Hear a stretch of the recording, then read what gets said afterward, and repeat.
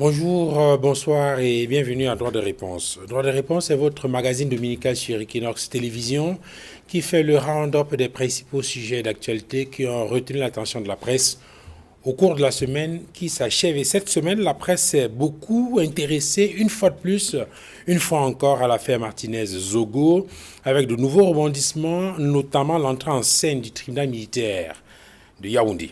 Les personnes encore détenues dans le cadre de cette affaire, dit le quotidien Le Jour, étaient face au commissaire du gouvernement et c'est après la série d'auditions au secrétariat d'État à la Défense, ajoute Mutation. Et après le passage au tribunal militaire, dit Jeune Afrique, le juge d'instruction, ou mieux, le commissaire du gouvernement a choisi de ne pas se prononcer sur l'inculpation de Jean-Pierre Amougou Belinga, mais a demandé un complément d'enquête pour mieux établir les responsabilités dans cet assassinat. Un assassinat qui continue de susciter des réactions. Illustration, celle des chefs Sawa. Dans un communiqué daté du 13 février 2023, dit Actu Cameroun, il condamne le lynchage médiatique de Laurent Esso, dont la culpabilité n'a été ni formellement ni clairement établie. Il rappelle les dossiers Can Gates et Covid Gates dont les protagonistes doivent être sanctionnés. Un majestueux glissement commente Mutation. Pourtant, écrit Réalité Plus, le Ngondo n'a désigné aucun chef Sawa pour donner des leçons aux gens sur l'affaire Martinez-Zogo.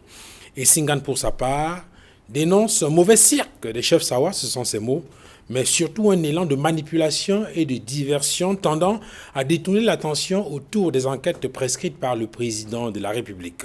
Et au sujet de ces enquêtes, justement, les révélations faites au cours des auditions suscitent quelques interrogations. Des personnalités chargées d'assurer la sûreté de l'État n'ont-elles pas mis en insécurité le chef de l'État à travers un marchandage des informations collectées pour la cause nationale? Les manœuvres observées en amont de l'assassinat de Martinez-Zogo ne dévoilent-elles pas aujourd'hui une tentative de captation de pouvoir de Paul Biya? L'affaire Martinez-Zogo ne dévoile-t-elle pas une tentative d'atteinte à la sûreté de l'État? N'y avait-il pas, dans le projet des manœuvriers, un plan de retirer subtilement le pouvoir au chef de l'État, non seulement en lui donnant de mauvaises informations pour de mauvaises décisions, mais surtout en instrumentalisant les services de sécurité et la justice pour museler les opposants politiques qui alertaient depuis quelque temps sur un éventuel gré à gré? N'est-ce pas sous le même prisme qu'il faut analyser la guerre du Nord-Ouest et du Sud-Ouest qui a également connu de nouveaux rebondissements cette semaine? Le chef de l'État a-t-il obtenu toutes les informations? Le président de la République a-t-il eu tous les renseignements sur la crise du Nozo? Cette guerre, il faut le rappeler, a déjà causé 6 000 morts et 800 000 personnes déplacées. Et il y a quelques jours, indique le quotidien Le Jour, 5 employés de la CDC ont été tués à Tiko. Investir au Cameroun révèle que l'attaque a été revendiquée par des séparatistes anglophones dans une vidéo postée sur les réseaux sociaux. Daniel Capot, l'un de ses leaders, note que cela servira de leçon. Mais de quelles leçons s'agit-il? Quelles sont justement les leçons qu'il faut tirer de cette nouvelle attaque qui remet au goût du jour les violences subies par les populations du Nord-Ouest et du Sud-Ouest depuis plus de 6 ans?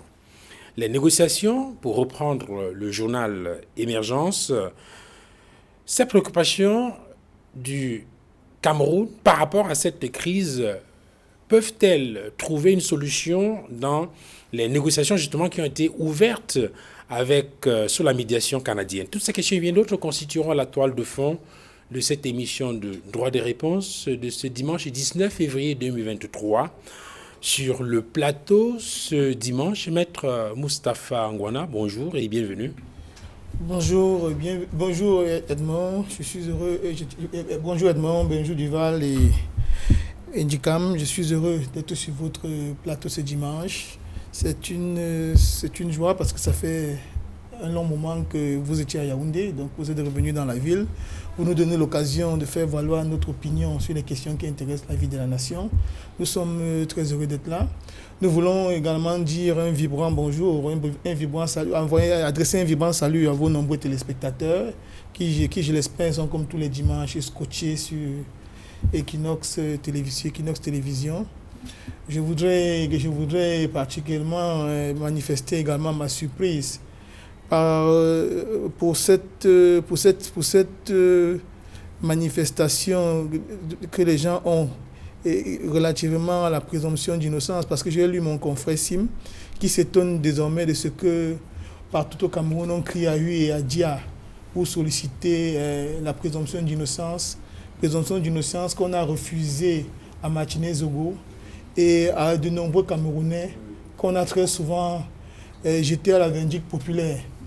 Donc je voudrais dire à toutes ces personnes-là que la justice ne doit pas être au service des individus, qu'elle ne doit pas être taillée à la main d'un individu ou bien de quelques-uns, parce que lorsqu'elle décide de se retourner contre X ou Y, elle est sans pitié lorsqu'on l'a déployée de manière injuste. Merci Maître Moustapha Angwana d'être venu sur ce plateau. Vous êtes militant cadre du Social Democratic Front. Edmond Kamgia, bonjour et bienvenue. Bonjour Duval Fangwa, bonjour aux copanélistes. Je renouvelle mes salutations fraternelles, cordiales et amicales aux millions de téléspectateurs fidèles de cette émission, ainsi que ma sincère affection. Je voudrais rappeler, Duval, que nous sommes un 19 février. Et dans l'histoire de l'évolution politique de ce pays, le 19 février 1990, l'ancien bâtonnier Yondo Black a été arrêté avec plusieurs de ses camarades. On leur reprochait, quand je dis on, il s'agit du gouvernement et de ceux qui sont venus pratiquement mettre en branle-bas son cabinet.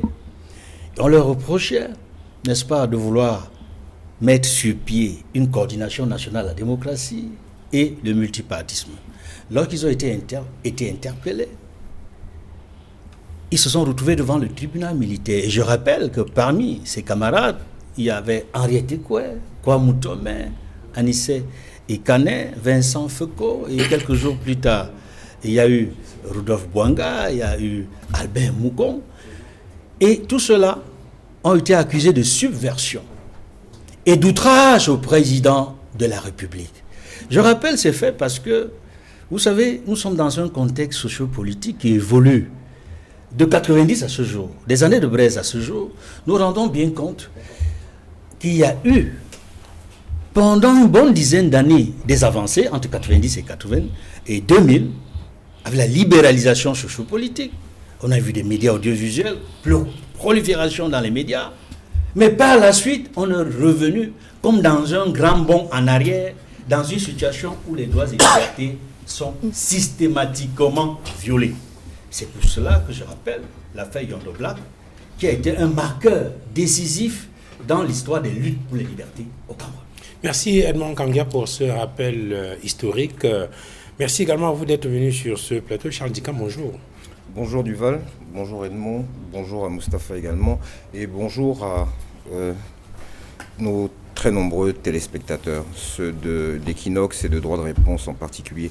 Je voudrais dire bonjour à tous nos compatriotes de la diaspora, un clin d'œil particulier à ceux du Canada, qui sont manifestement très nombreux à suivre votre émission. Et je voudrais terminer en disant bonjour à mes amis politiques. Et parmi ceux-là, je m'adresse tout particulièrement à ceux-là qui ont eu tort d'avoir raison trop tôt et qui continuent, je ne sais trop pourquoi, au regard de l'actualité, d'être détenus dans les geôles de cette République en construction et dont les travaux ne se termineront jamais manifestement. Je voudrais dire que mes camarades partent de renvoi en renvoi en ce qui concerne les procédures en habeas corpus.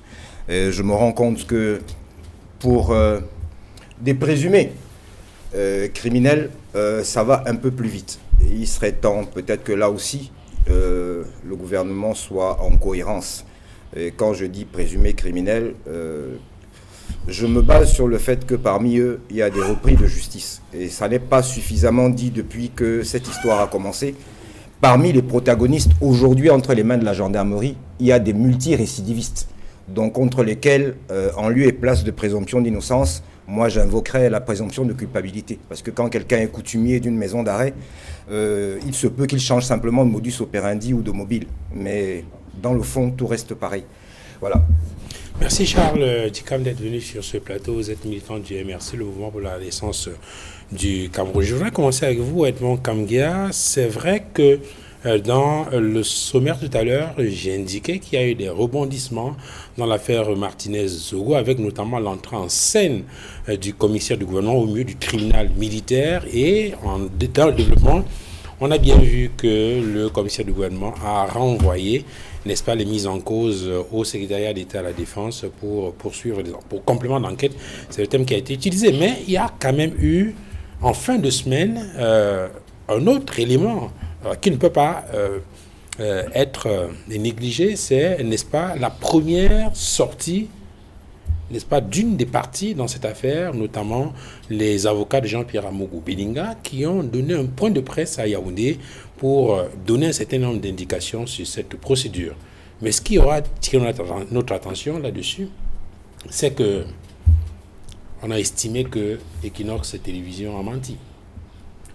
Et je voulais poser la question de savoir si cela est nécessaire de revenir là-dessus ou bien on passe ça par perte et profit et puis on avance sur le sujet principal qui est bien évidemment qui a tué Martinez-Zogo.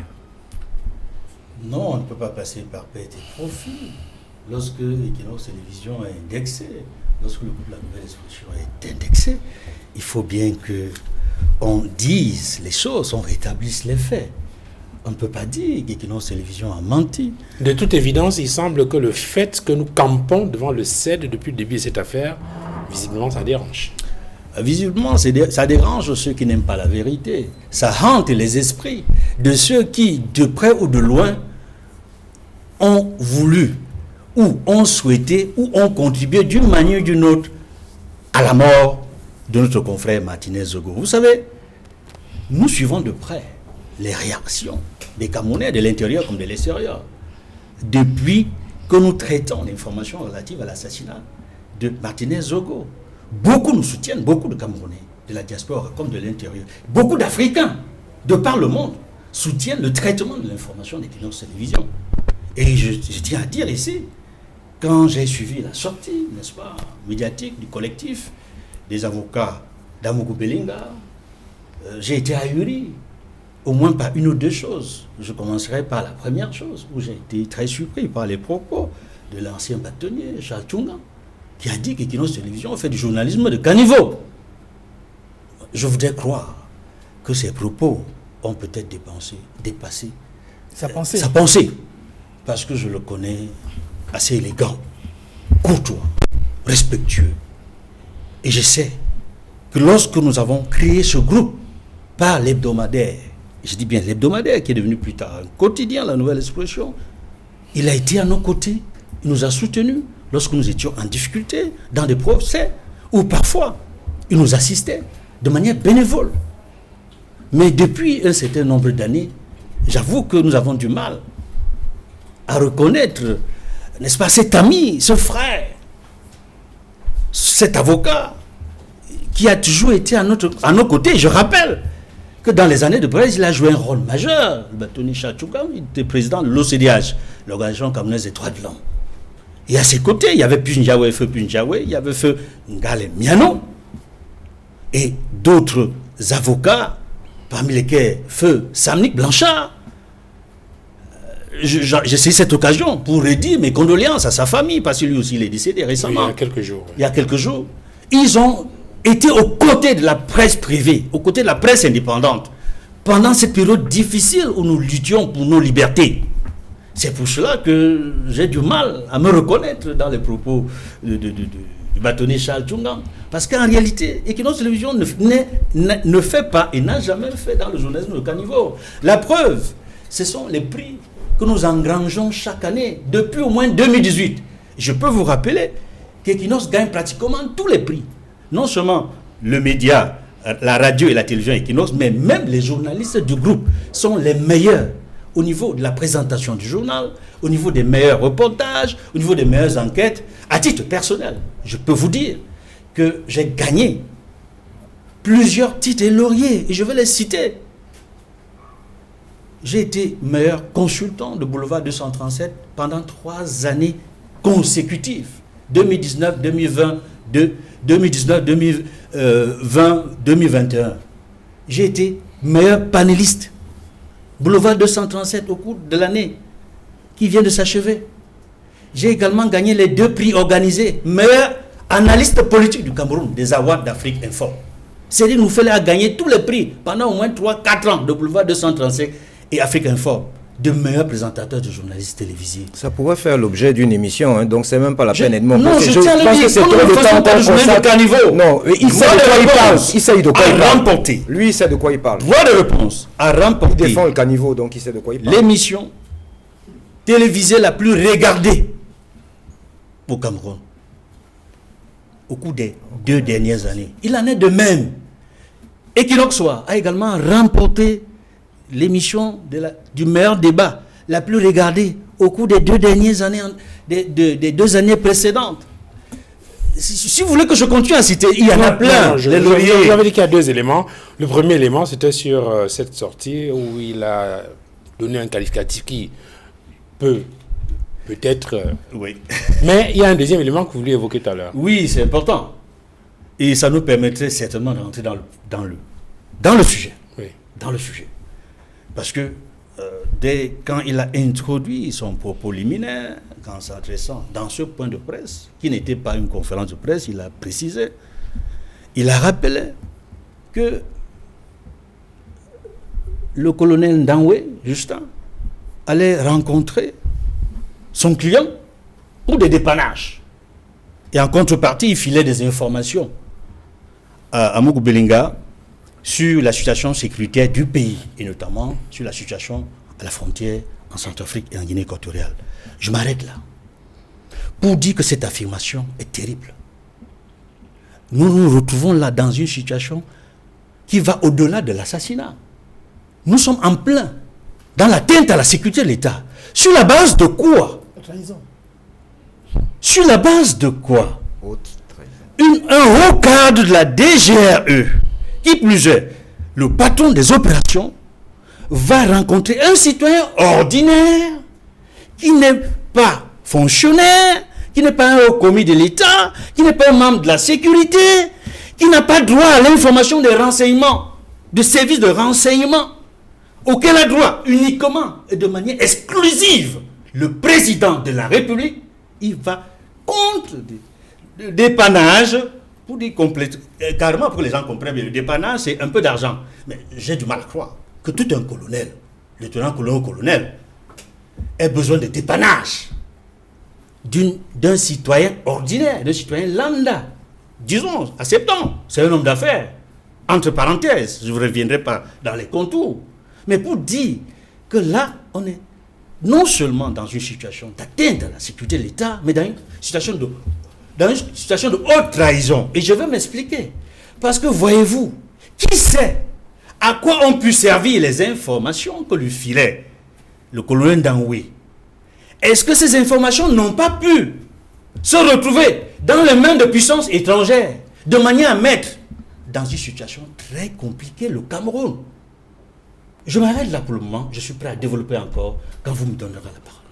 Maître Moustapha Ngouana, il y a dans le développement de cette affaire, dans les différentes étapes qu'on voit dans cette procédure, on a appris cette semaine que le commissaire du gouvernement est entré en scène et qu'après avoir écouté les différentes parties dans cette affaire, a décidé de les renvoyer au secrétariat d'État à la Défense pour complément d'enquête. 2 questions. La première, lorsqu'on parle de complément d'enquête, qu'est-ce que cela signifie en termes simples? Et surtout, quelles sont les différentes issues? Que peut prendre cette affaire maintenant? Je vous remercie. Je voudrais dire que lorsqu'on parle de complément d'enquête, cela peut signifier pour le commissaire du gouvernement que toutes les pistes n'ont pas été explorées. Qu'il y a des éléments qui peuvent être apportés pour davantage éclairer sa lanterne. Et qui sont des éléments qui sont le mieux à même d'être réunis par les officiers de police judiciaire. Il a ce pouvoir puisque c'est lui qui est le patron du ministère public. C'est lui qui est le patron de l'enquête.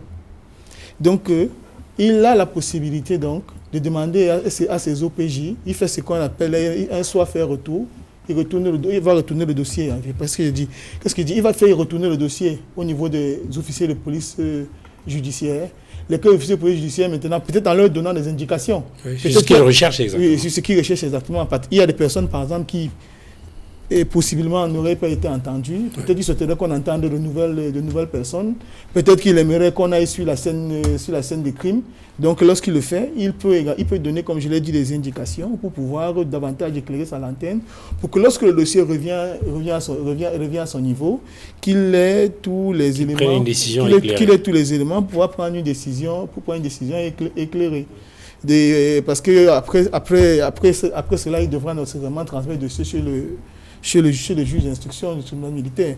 Donc, vous parlez des différentes issues. Je ne veux pas faire de la futurologie, mais il faut savoir une chose qui est constante, c'est que lorsque vous avez une enquête, elle peut se solder par le renvoi, lorsque le dossier revient chez le commissaire du gouvernement qui est ici représente le ministère public. Le dossier peut être il peut avoir un réquisitoire introductif pour qu'une information judiciaire soit ouverte. Donc, tout comme on peut également décider d'un classement sans suite. Parce qu'il ne faut pas que les gens s'en offusquent. C'est une possibilité, parce que quand vous demandez les différentes issues, donc on peut classer sans suite, on peut ouvrir l'information judiciaire. Et maintenant, il appartiendra au juge d'instruction de notifier les inculpations aux différents suspects qui, à ce moment-là, seront appelés inculpés, parce qu'à ce niveau de l'enquête préliminaire, ils sont appelés suspects. Donc, c'est les issues possibles. Et il ne faut pas que les gens s'en offusquent, parce que c'est comme ça que la procédure est faite. On peut classer le dossier sans suite, parce qu'on estime qu'il n'y a absolument rien, qu'on a fait du ramdam pour une histoire qui n'en était pas, mais on peut également décider de transmettre le dossier.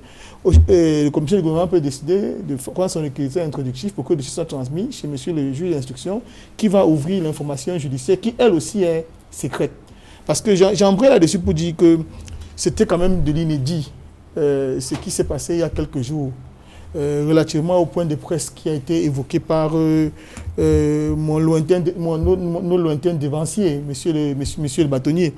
Je peux comprendre que dans le cadre d'une procédure judiciaire, on essaye de vouloir faire la bataille d'opinion, parce qu'en réalité, ce qui s'est déroulé toujours, c'est la bataille d'opinion.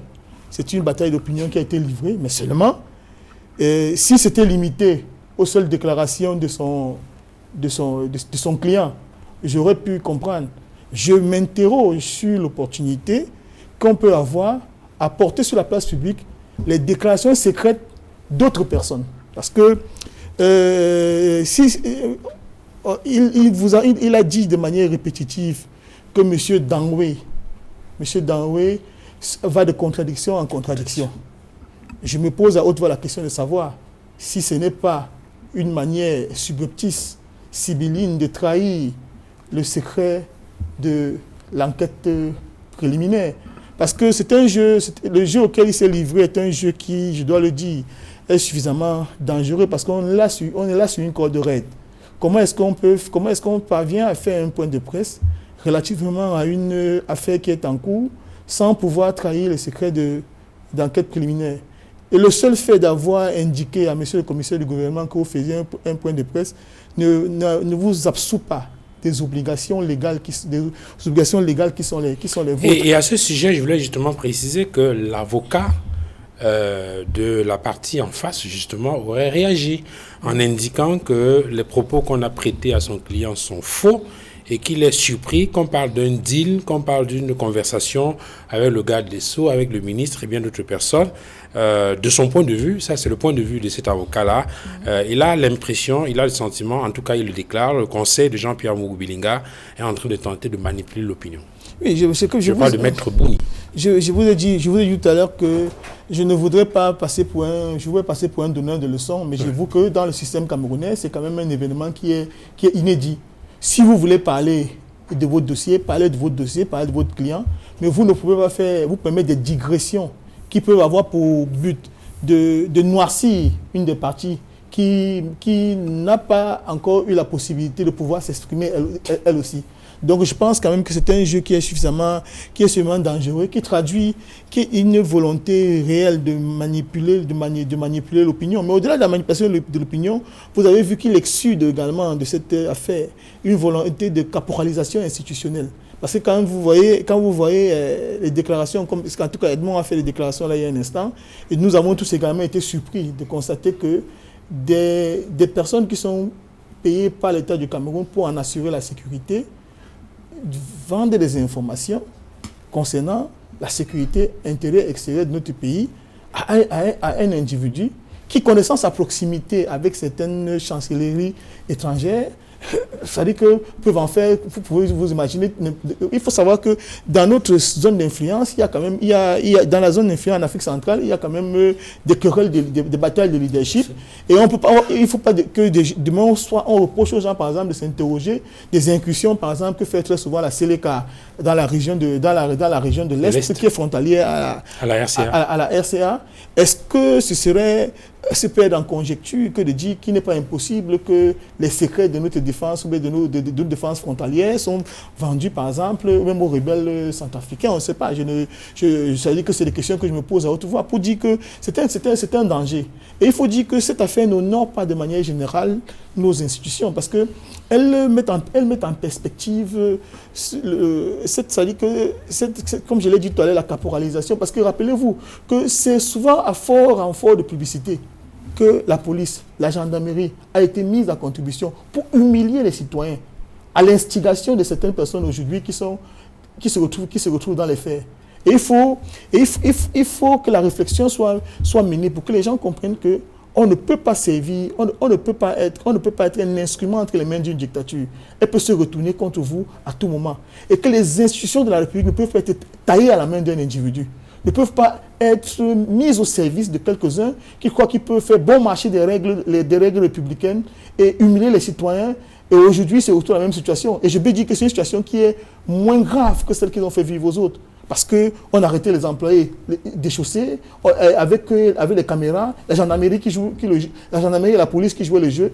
Il faut que la République soit rassérénée, qu'on remette l'église au centre du village, qu'on comprenne qu'on ne peut pas instrumentaliser les institutions au service de quelques-uns.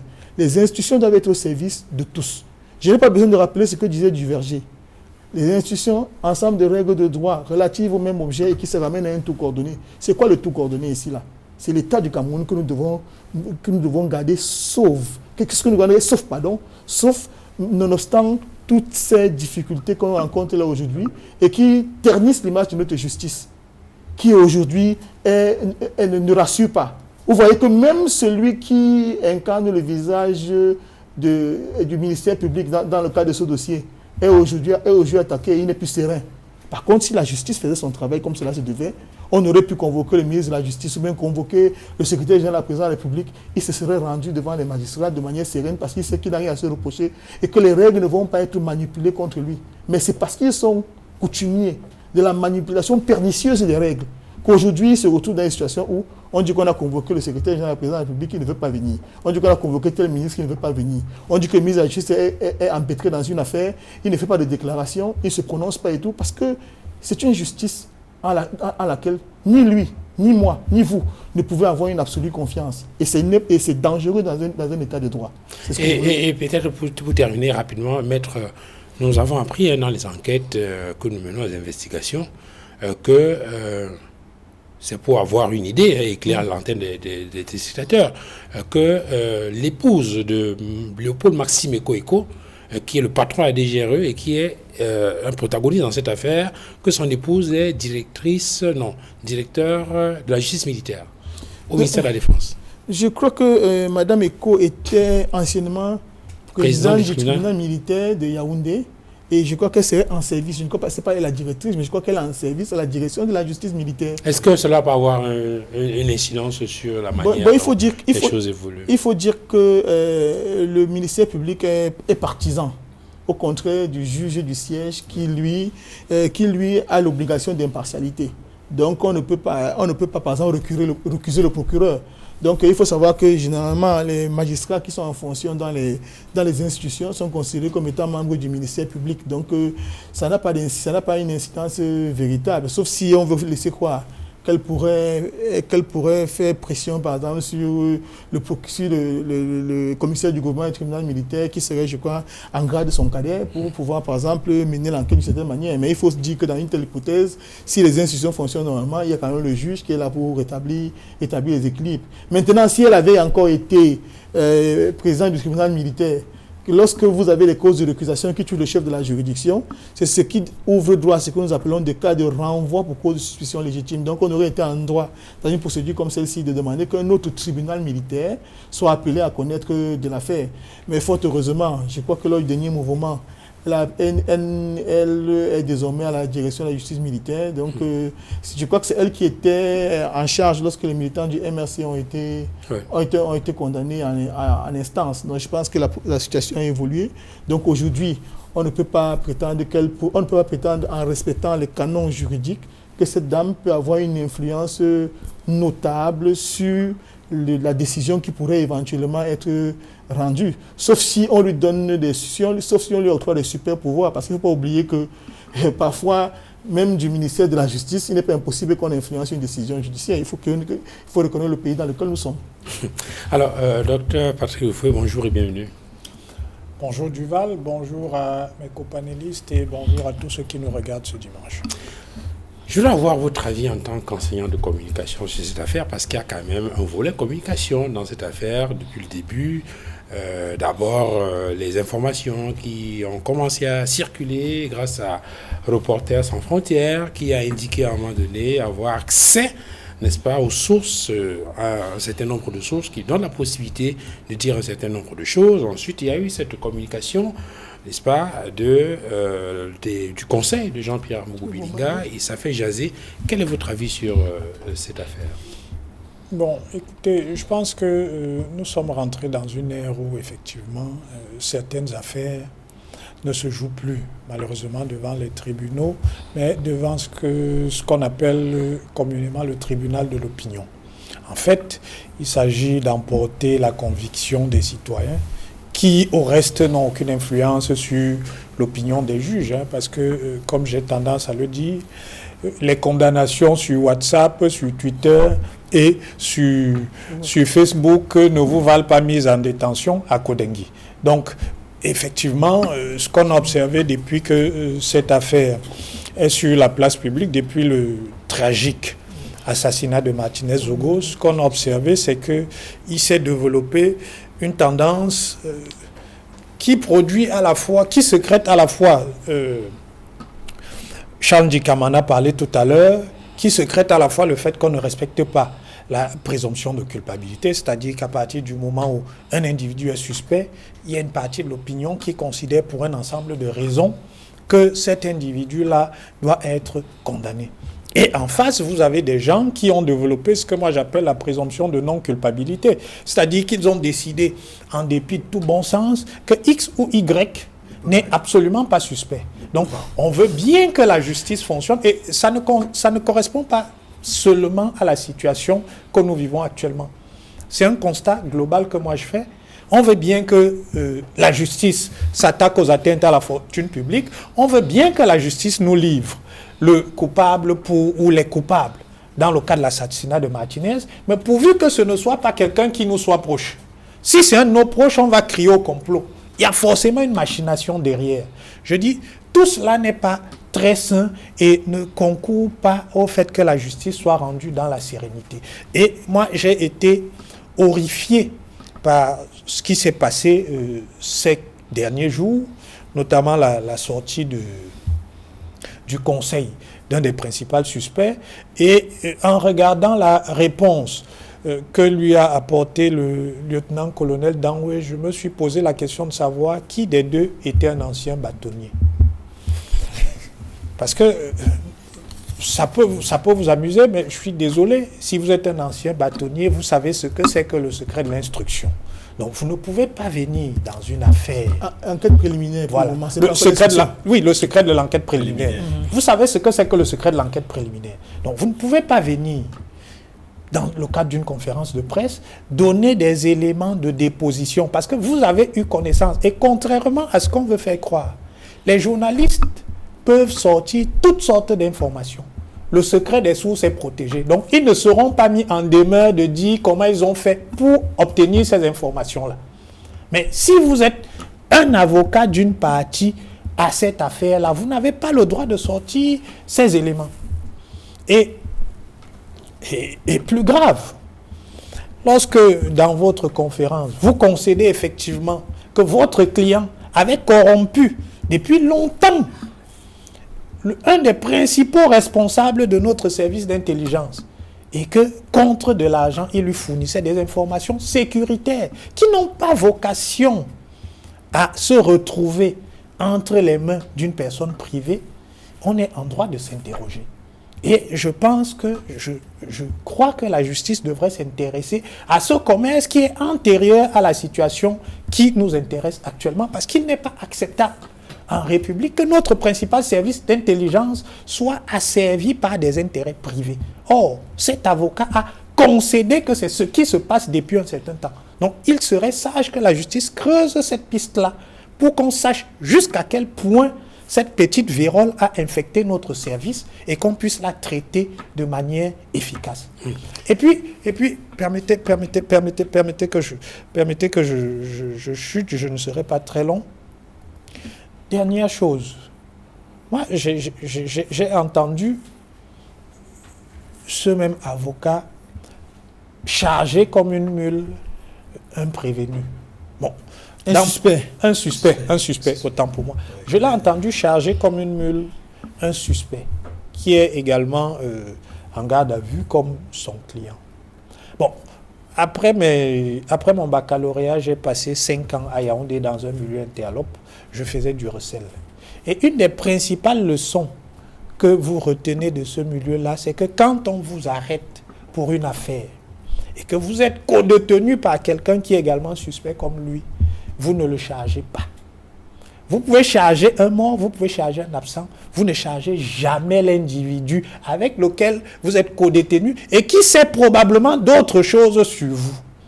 Parce que si vous le chargez, il va probablement ne plus retenir ses coups et ça peut porter à préjudice. Donc j'ai envie de me poser la question de savoir, est-ce que Maître Tchungan n'est pas sorti pour mieux enterrer son client? Parce qu'on ne s'y serait pas pris autrement si on voulait enterrer ce monsieur en divulguant les informations sur la corruption qui date entre son client et monsieur Danwé, et en chargeant ce monsieur qui peut-être faisait marcher les enquêteurs et qui demain sera contraint de se mettre à table en se disant, bon, puisqu'on est en train de me charger, moi, je vais dire tout ce que je sais. Donc, il faut faire attention à ce genre de démarche. Et c'est surprenant que cela vienne d'un avocat, c'est surprenant que cela vienne d'un ancien bâtonnier, parce qu'il est supposé savoir ces choses qui relèvent du bon sens commun.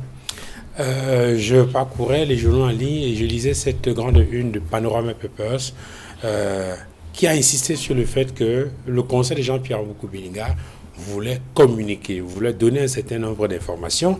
De toute évidence, le projet aurait été contre-productif.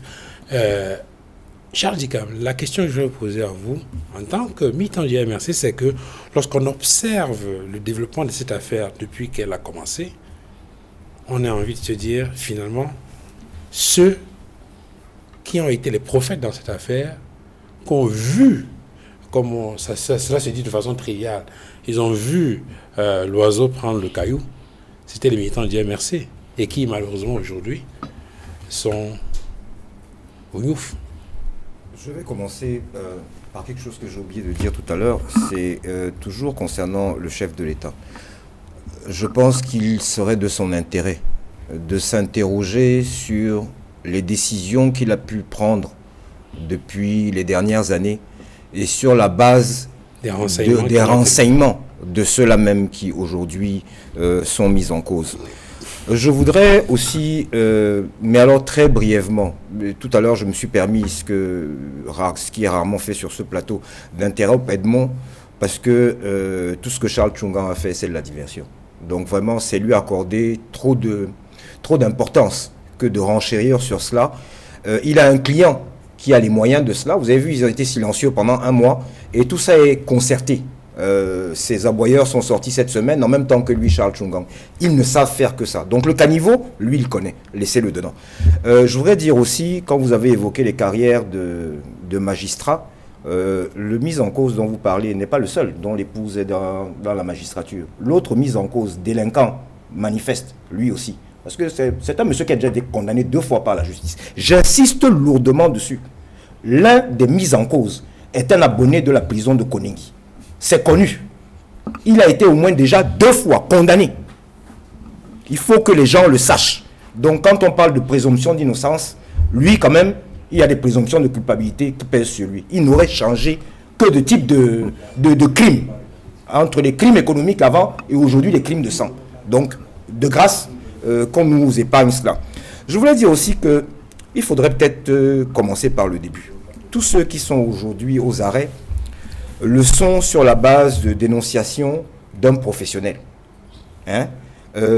Même ceux qui aujourd'hui interrogent le colonel, le lieutenant-colonel, savent que ce monsieur qui est en face sait ce que c'est qu'un interrogatoire. Donc on ne vient jamais nous dire qu'il a cédé à une quelconque pression, parce que c'est un professionnel de la pression. Donc il n'a parlé que parce qu'il avait envie de parler. Tous ceux qui ont été, à l'étape actuelle où nous sommes, accepté avoir participé à ce commando, donc avoir tué Martinez Zogo, sont accompagnés de 2 de leurs patrons. Le grand patron nie.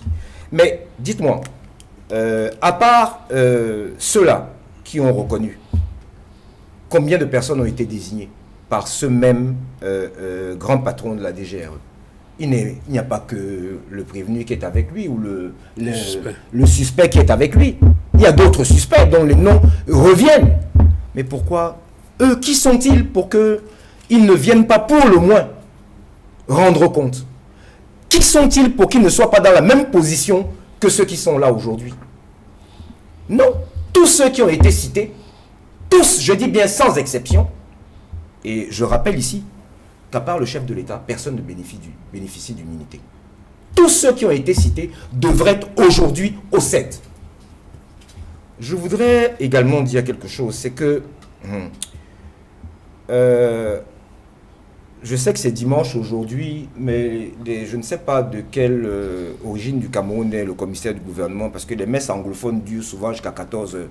Mais s'il n'est pas devant son poste de télévision, que sa famille lui dise qu'il aille sur YouTube et qu'il reprenne l'émission d'aujourd'hui. Monsieur le commissaire du gouvernement, je voudrais vous remercier beaucoup pour ce complément d'enquête que vous avez demandé. Au moins, il aura eu un résultat, en dehors de ceux que vous escomptiez. C'est qu'aujourd'hui, des propos que certains de vos collègues ont tenus abondamment sur moi, mes camarades de parti, ont été tenus par une partie que vous tenez, pour ne pas faire de tautologie. On est aujourd'hui en face d'un...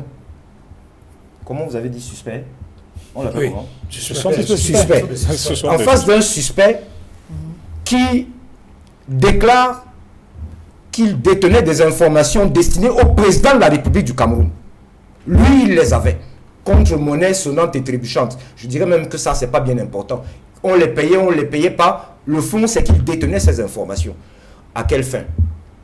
Monsieur le président de la République, est-ce que vous êtes sûr qu'après Martinez, vous n'étiez pas sur la liste? Je vais plus... Non.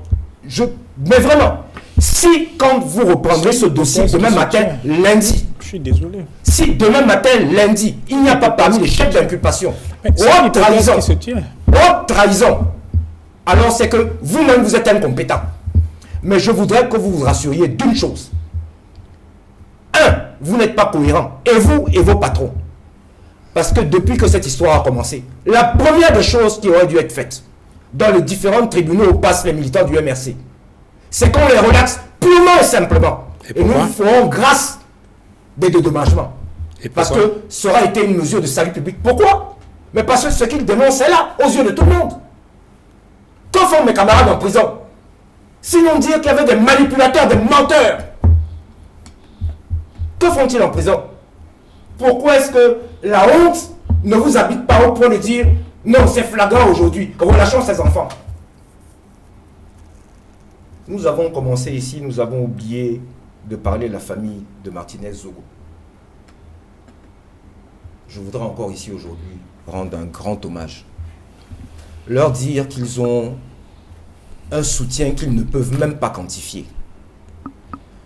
Pour ceux qui ont écouté mes propos ici il y a une quinzaine de jours lorsque j'interpellais le chef de l'État, je lui avais également demandé que un soin particulier soit pris de cette famille. Ces enfants méritent d'être pupilles de la nation. À l'état actuel, il n'y a pas besoin de complément d'information pour ça. C'est un crime d'État, monsieur le Président de la République, et assumez-le, parce que ce sont vos subordonnés qui l'ont commis. Dans l'exercice de leurs fonctions. Que ces enfants soient pris en charge dès demain matin. Qu'on en enlève un peu à vos ministres qui se pavanent dans les grosses voitures. Qu'ils aillent à l'école, protégés. Que sa famille puisse être nourrie. Soignée. C'est le moins qu'on lui doive. Parce que vous lui devez aussi d'avoir participé à éventrer ce complot dont le but ultime était vous-même. Je dis et je répète, les militants pour la renaissance du Cameroun, aujourd'hui en prison, n'ont plus rien à y faire. Et ils libéreront des places pour ceux de votre camp, monsieur le Président de la République, qui sont à l'origine de cela. Et ils sont très nombreux, beaucoup trop nombreux encore à l'extérieur. Ce coup de gueule, j'ose espérer qu'il portera. Je reviens sur monsieur le commissaire du gouvernement. Monsieur le commissaire du gouvernement, il y a au moins un chef d'accusation qui est aujourd'hui acté. Haute trahison. J'ose espérer que dès demain matin, il figurera sur vos documents.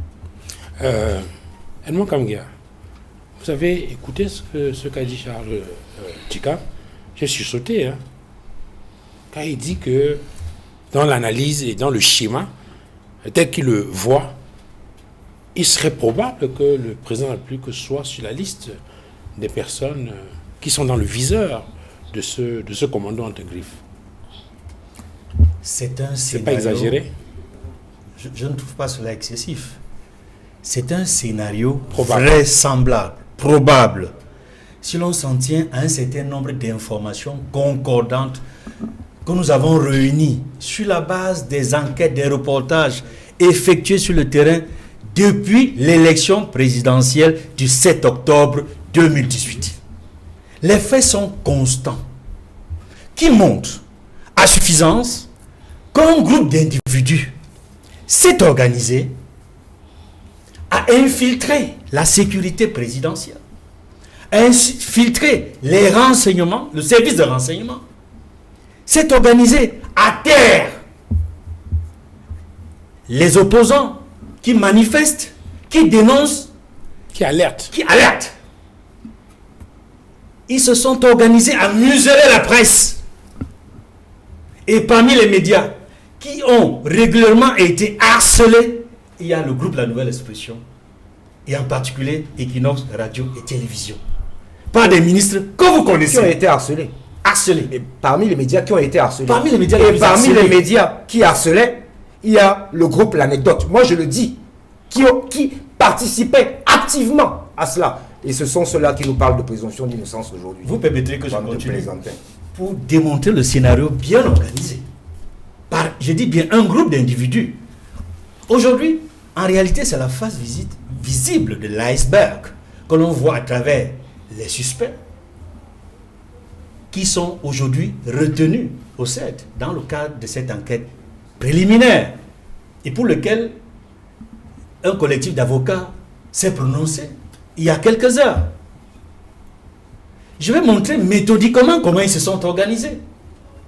Je dis bien après l'élection présidentielle du 7 octobre 2018. On a vu les marches, les premières marches blanches du MRC en janvier 2019. Des arrestations à Douala, à Yaoundé, dans de nombreuses villes du pays. Arrestations, interpellations, arrestations illégales et arbitraires, des perquisitions en violation de la loi. Mais est-ce que vous n'êtes pas surpris que lors de le point de presse du bâtonnier, de l'ancien bâtonnier Chachunga, il a pratiquement, en défendant son client, démontré que ces gens qui ont arrêté de manière arbitraire, détenu de manière arbitraire les militants du MRC, mais ils ont gardé le réflexe. C'est ce qu'ils ont fait également lorsqu'ils sont interpellés, arrêtés. Amokou Belinga, et des membres de sa famille, ainsi que ses propres collaborateurs. C'est les mêmes faits qui sont revenus. Arrestation, interpellation, arbitraire, détention arbitraire, arrestation sans convocation préalable, perquisition sans mandat. Et je rappelle ici que certains avocats, lorsque en 2019, de 2019 jusqu'en 2020, lorsque des militants, cadres et sympathisants du MS ont été arrêtés, jugés, y compris devant les tribunaux militaires, certains avocats qui sont aujourd'hui dans le collectif qui défend Amougou Belinga et d'autres membres du même groupe sont parmi ceux qui disaient les militants du MRC, c'est normal et c'est juste qu'ils soient jugés devant les tribunaux militaires. Ils défendaient même sur les plateaux qu'ils méritent d'être jugés devant les tribunaux militaires. Aujourd'hui, ils se rendent compte que ces militants du MRC qui sont retrouvés détenus de manière arbitraire, les maisons étaient perquisitionnées sans mandat, notamment l'incident dont on s'en souvient, lorsque à Douala, au domicile, n'est-ce pas, d'un des alliés du MRC, Albin Zonga, il y a eu ce qui ressemblait à un véritable film américain. Les arrestations massives, des déportations de Douala à Yaoundé. À la suite d'un mandat de perquisition. À la suite d'un mandat de perquisition. Je voudrais que les avocats de ce collectif se rappellent ce qui est arrivé au MRC en 2019, puis en 2020.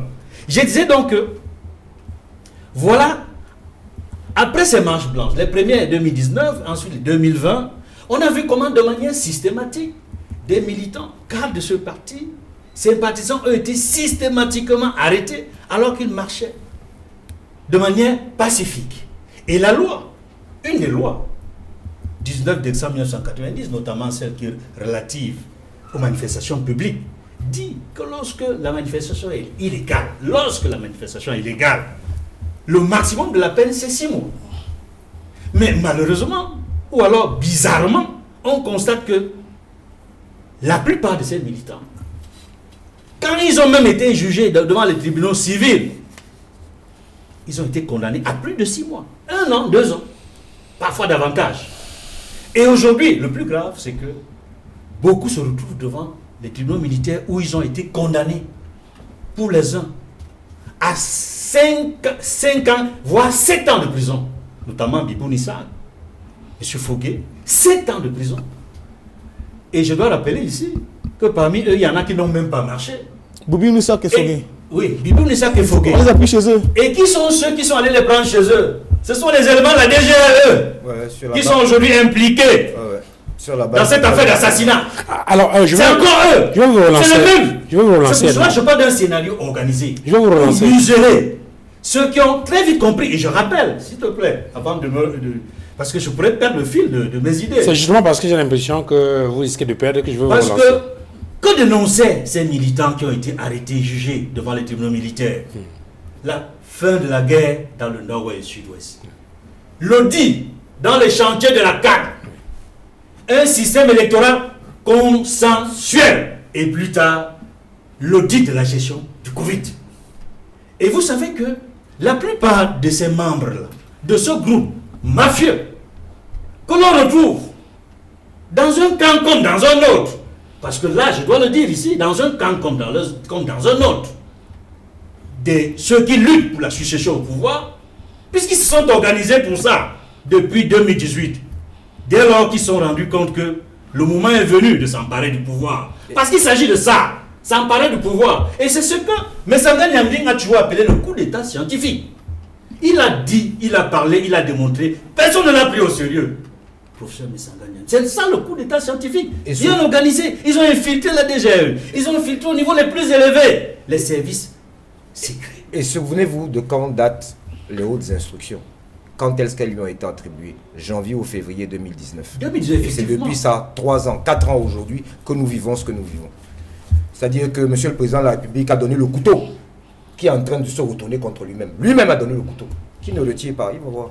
C'est pour cela que je dis que c'est à partir des premières marches en 2019, il a donné un décret qui a renforcé le pouvoir du ministre d'État secrétaire général à la présidence.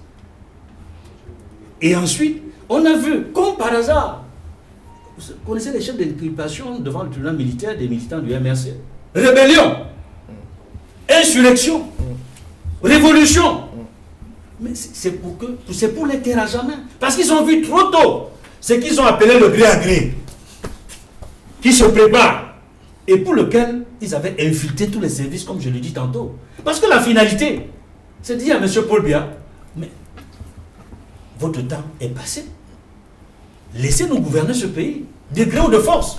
À la Bourguiba, on le met le À la côté. Bourguiba. À Voilà. Bourguiba, on met le côté. Cela me permet, si vous me permettez, À la Bourguiba. de rappeler comment Bourguiba, président tunisien, a perdu le pouvoir. Ça y ressemble. Ça y ressemble pratiquement. Comment Bourguiba perd le pouvoir? Il est âgé, comme le président Paul Biya.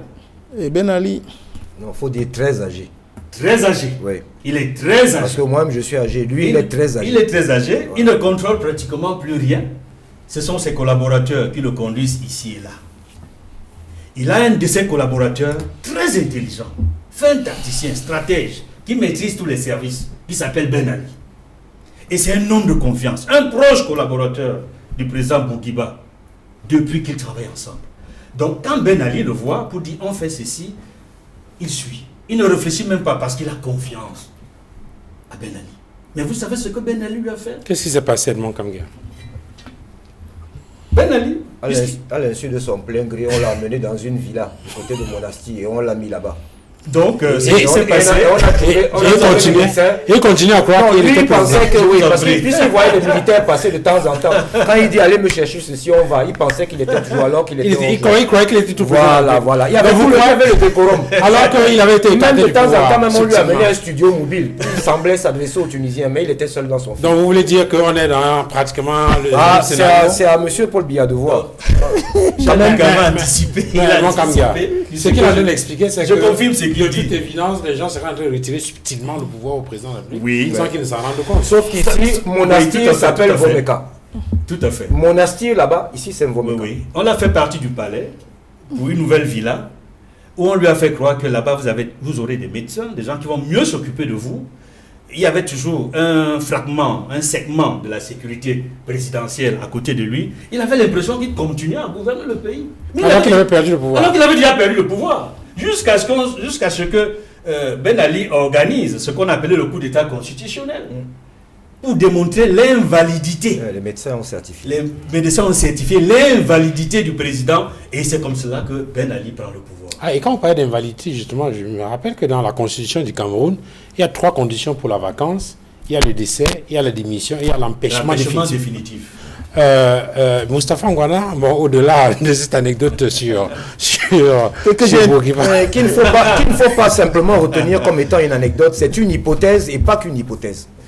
En tout cas, ceux qui doivent comprendre ont compris. Ouais. Oui, qui savent que nous aussi, nous sommes des oiseaux, on a vu comment ils prenaient le caillou. Alors, vous avez commencé à le dire tout à l'heure, sans rentrer dans les détails, Moustapha Ngwana. Est-ce que vous avez le sentiment, comme Edmond et les autres, qu'il y a visiblement dans le projet de ceux qui sont autour du président de la République une volonté ou un désir de captation du pouvoir du chef de l'État et qui est visiblement dévoilé là aujourd'hui à travers les révélations qui sont faites dans l'affaire Martinez-Zogo? Franchement, il faut être habité d'une exceptionnelle mauvaise foi pour ne pas comprendre que ce qui se joue là, ce qui se dessine devant nous depuis quelques années, c'est la fin des fins. C'est le bout du bout qui est en train d'être organisé. J'ai évoqué tout à l'heure le cas de Bourguiba, mais au Cameroun, c'est organisé depuis très longtemps. Et il faut savoir, c'est juste que, contrairement à l'hypothèse tunisienne, au Cameroun, il y a au moins 2 clans. Alors qu'en Tunisie, il y avait Ben Ali qui contrôlait l'intégrité de l'appareil et avait réussi à obtenir un consensus autour de sa personne. Donc, il avait réussi à faire chorus. Ouais. Donc, au Cameroun, ça ne se joue pas, ce n'est pas depuis hier que ça a commencé. Ça a commencé depuis de nombreuses années. Il y a d'abord eu le G11 Oui. qui a été décapité. Et aujourd'hui, il y a 2 camps qui ne s'affirment pas par les discours, mais par les actes qu'ils posent, qui tendent inlassablement vers la captation définitive du pouvoir. Et il y a beaucoup d'événements que les gens n'ont pas liés, mais qui en réalité participent de tout ce schéma-là. la tentative d'arrestation du directeur général du port autonome de Douala participe également de ce projet-là. Parce qu'il faut savoir, c'est que les deux camps qui s'observent ça dit que veulent fragiliser, chacun essaye de fragiliser l'autre. À travers leur money maker. Chacun essaye de fragiliser l'autre camp. Et malheureusement, le camp du secrétariat général du président de la République a été fragilisé par au moins trois événements. Il y a d'abord la tentative d'arrestation du directeur général du port autonome de Douala. Et il y a eu la CAN et il y a eu le Covid-19. Oui. Il faut savoir que l'autre camp. Vous avez oublié Glencore. Oui, il y a même Glencore. J'ai dit au moins 3 événements. J'ai dit au moins 3 événements. On ne peut pas compter. Il y a même plus que 4. Oui, d'accord. On se limite à ça. D'accord. Donc, ça dit qu'ils ont été fragilisés par ces événements-là, qui les ont sérieusement éclaboussés. Et vous avez vu qu'il y a des tentatives d'arrestation qui ont été menées par l'autre camp. D'abord avec le directeur général du port, qui, il faut le dire, dans ce dossier-là, au moins défendait l'intérêt de la République, défendait l'intérêt de l'État. Donc, il ne faut pas tirer sur les gens pour le plaisir de tirer. Ils défendaient au moins l'intérêt de la République. Mais on a voulu faire croire qu'on devait faire plaisir à un étranger par rapport au Camerounais. Mais en réalité, le combat était ailleurs. Alors, on a essayé également de convoquer même le secrétaire général, la présidente de la République. C'est vrai que c'était à l'étape de rumeurs, mais nous savons comment fonctionne notre pays, que ce n'était pas des rumeurs à l'emporte-pièce. Parce que chaque camp a ses hommes liges qui décident. Et après, on se retrouve maintenant, ils se sentent en difficulté, mais ils sont au courant parce qu'il faut savoir une chose, c'est une bataille dans laquelle chaque camp a des armes qu'il détient contre l'autre et qu'il utilisera au moment opportun. Ce camp-là donc s'est senti très en difficulté et c'est lui qui met en réalité sur la place publique les lignes 94, 65, 57, ça ne date pas d'aujourd'hui. Ça fait au moins une décennie que ces gens se partagent 500 milliards chaque année. Ils se le partagent, ils choisissent à qui ils le donnent. Et vous n'avez même pas encore posé la première pierre d'un institut universitaire, on vous a donné de l'argent. Vous, une télévision, vous ne recevez plus que toutes les autres, plus que tous les médias privés. Parce qu'il faut avoir ces porte-voix, il faut avoir des casseroles à travers lesquelles on peut s'exprimer. Et c'est comme ça que ça va. Donc, malheureusement, quand les dossiers de ligne 94-65 sont mis sur la place publique, bon, pour un des camps, on oublie la CAN Gate, on oublie la Covid Gate, on a un peu tout oublié, on se concentre là-dessus. Les Camerounais sont dans les mois, alors les autres se retrouvent acculés. Et comme par enchantement, il y a une faute qui est commise, on ne sait pas par qui, mais il y a mort d'homme. Il y a mort d'homme. Il y a mort d'homme, il y a la difficulté maintenant. Et l'opinion publique internationale s'intéresse à l'affaire. Tout le monde s'y intéresse. Et il y a un consensus international sur le fait qu'il s'agit en réalité d'une bataille pour le contrôle du pouvoir. Et c'est une affaire dans laquelle il ne faut pas que les Camerounais se trompent. Tous les camps qui se battent là, aucun ne se bat dans l'intérêt des Camerounais. Il y a deux choses qui les intéressent, l'argent et le pouvoir. Et il faut savoir également que quand un camp est fragilisé, il peut avoir des mercatos.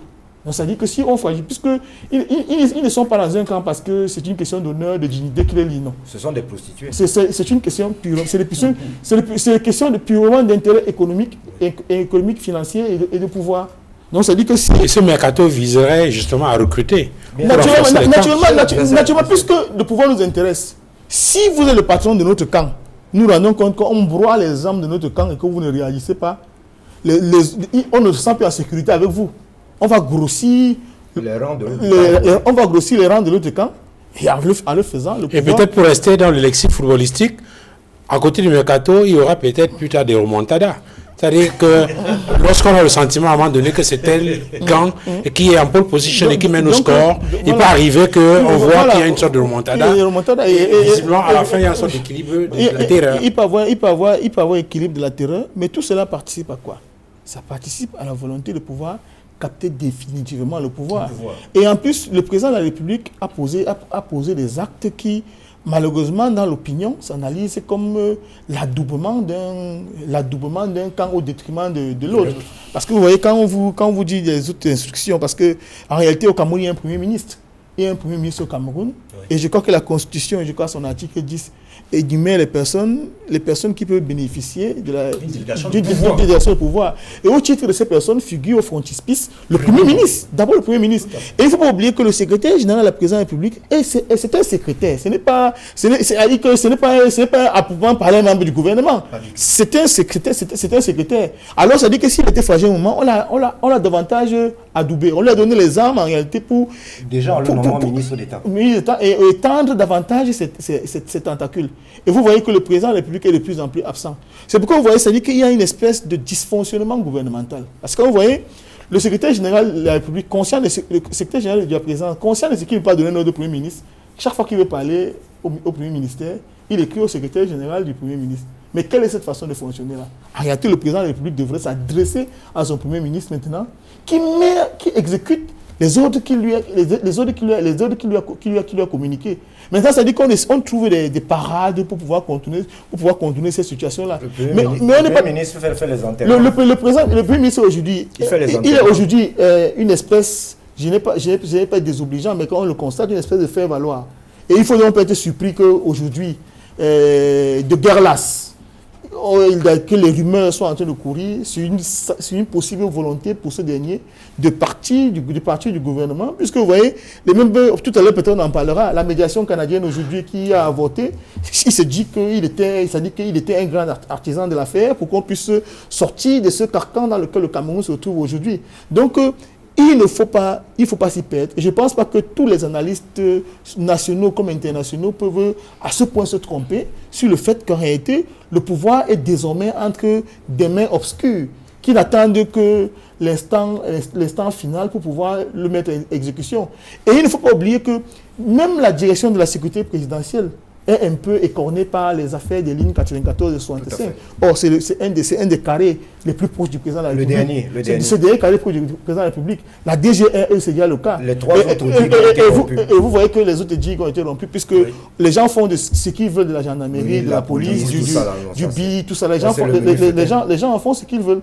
Donc, vous comprenez, ce n'est pas de la futurologie que nous sommes en train de faire, mais il faut avoir la perspicacité nécessaire pour comprendre que les choses sont en train de se dérouler d'une manière qui met en péril la sûreté de l'État du Cameroun et qui met en péril son chef qui va se relever un matin et va constater qu'on l'a déjà dépouillé de ses pouvoirs, qu'à lui, pas de monastie, il va se retrouver désormais encastré en Vomeka et qu'il n'aura plus le moyen de pouvoir entre ses mains. Nous ne le souhaitons pas parce que, il faut le dire, s'il n'y a pas de véritables réformes, parce qu'il faut qu'on puisse chuter là-dessus, s'il n'y a pas de véritables réformes institutionnelles, de véritables bris de symboles qui permettaient à notre pays de rester un, je me demande comment est-ce qu'on fera quand ce monsieur tombera, parce qu'il est évident qu'il est plus proche de la fin de sa vie que du début de celle-ci. Comment on fait pour retenir les anglophones de la maison? Comment on fait pour maintenir un semblant d'unité nationale? Est-ce que ce n'est pas à cet âge-ci qu'on doit organiser sa succession? C'est-à-dire qu'au point de rester chez soi et de boire son vin blanc le soir? Parce que c'est des questions auxquelles il faut apporter des solutions. Qui va retenir les anglophones dans la maison Cameroun si le président de la République fermait les yeux? Parce que les batailles qui se livrent là, elles vont être encore plus sanglantes, plus féroces quand il va fermer les yeux. Pendant que les gens sont en train de se battre pour pouvoir se concentrer sur Yaoundé, les anglophones vont s'arranger, ils vont partir. Bien sûr. Ils vont partir. C'est une donnée à laquelle il faut... par des voisins. Et ils seront aidés par les voisins. Il ne faut pas oublier que ça arrange de voir le Cameroun fragile. Il ne faut pas oublier, au-delà des voisins, il faut oublier que la zone de Biafra est habitée par des sécessionnistes qui sont lourdement armés depuis toujours. Oui.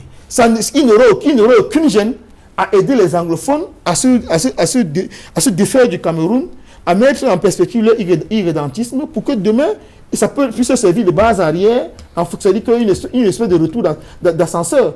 Et c'est ça, il ne faut pas que les gens se concentrent exclusivement sur la volonté de pouvoir succéder au président Paul Biya, sans pouvoir régler des questions fondamentales, des questions prégnantes comme celle de la gestion définitive de la crise anglophone. Et tout ça participe de cette architecture-là qu'il faut absolument pouvoir défaire ou bien organiser dans un sens qui permette à l'État de rester sauf après ou pendant que Paul Biya est encore là.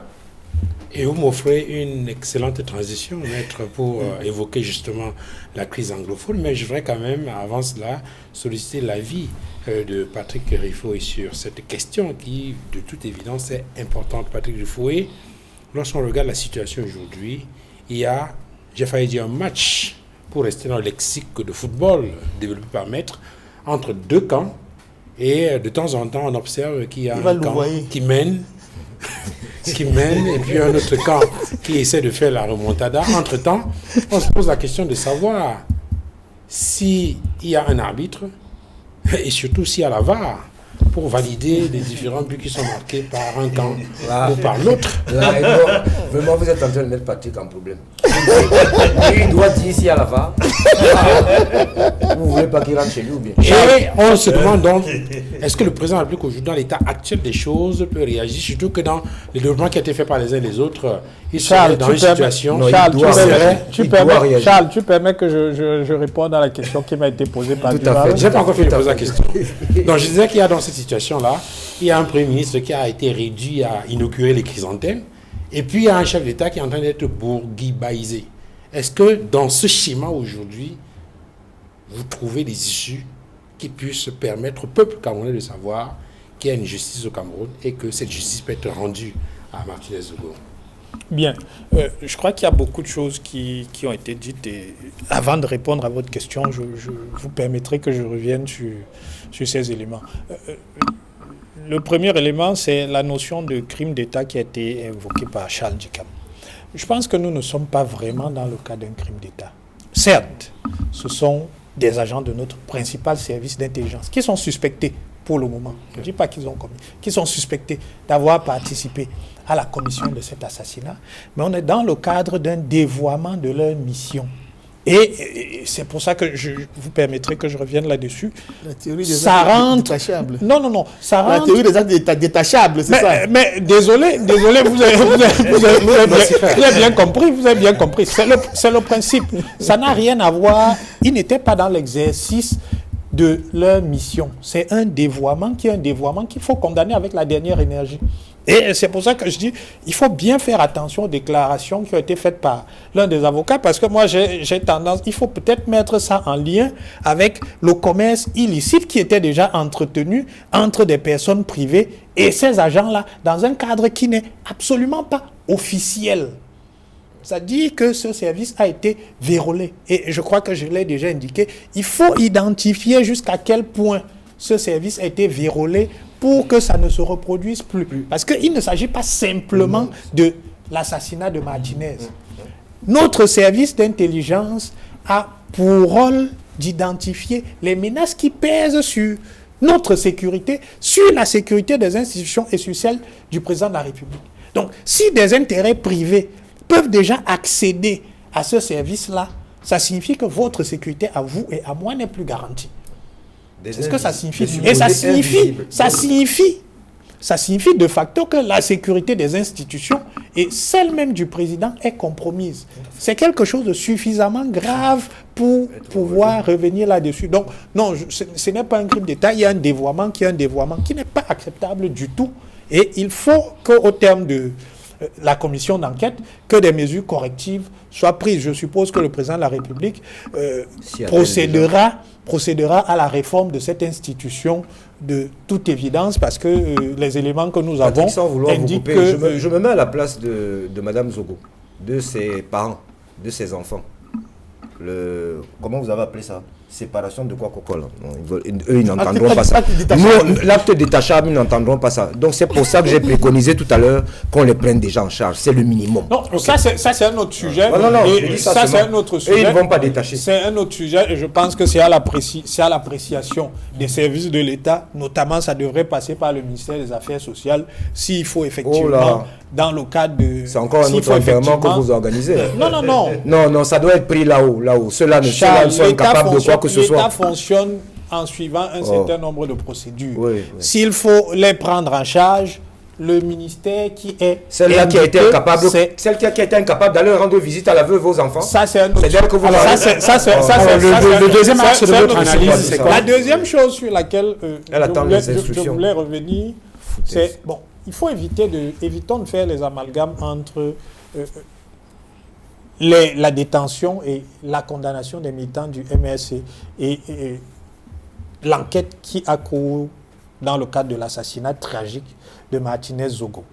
J'ai entendu dire ici que effectivement le porte-parole du MRC avait été arrêté chez lui. Je crois également que le principal suspect a été arrêté chez lui. Je ne pense pas qu'il ait fait partie du commando, en tout cas des informations qui circulent, il n'a jamais fait partie du commando. Donc, il ne faut pas penser, il ne faut pas faire à croire aux Camerounais que pour commettre un délit ou pour être complice de la commission d'un délit, il faut avoir été sur le terrain. Si c'était le cas, ça signifie qu'Al Pacino n'a jamais tué personne. Parce qu'on ne l'a jamais vu sur un terrain d'opération. Mais il a fait assassiner plus de 1000 citoyens américains. Est-ce que ce n'est pas mieux de continuer dans d'autres développements? Il faut arrêter sur le DMS. Non, ça ne va pas donner ce midi. Non. En ce moment, ça ne donne pas. Mais vous allez permettre qu'il termine. Même si vous êtes Charles, je développe sur l'affaire Martinez Zogo. À défaut de demander de t'avoir qu'on les relaxe et qu'on les relâche, même si je n'ai pas d'accord. Non.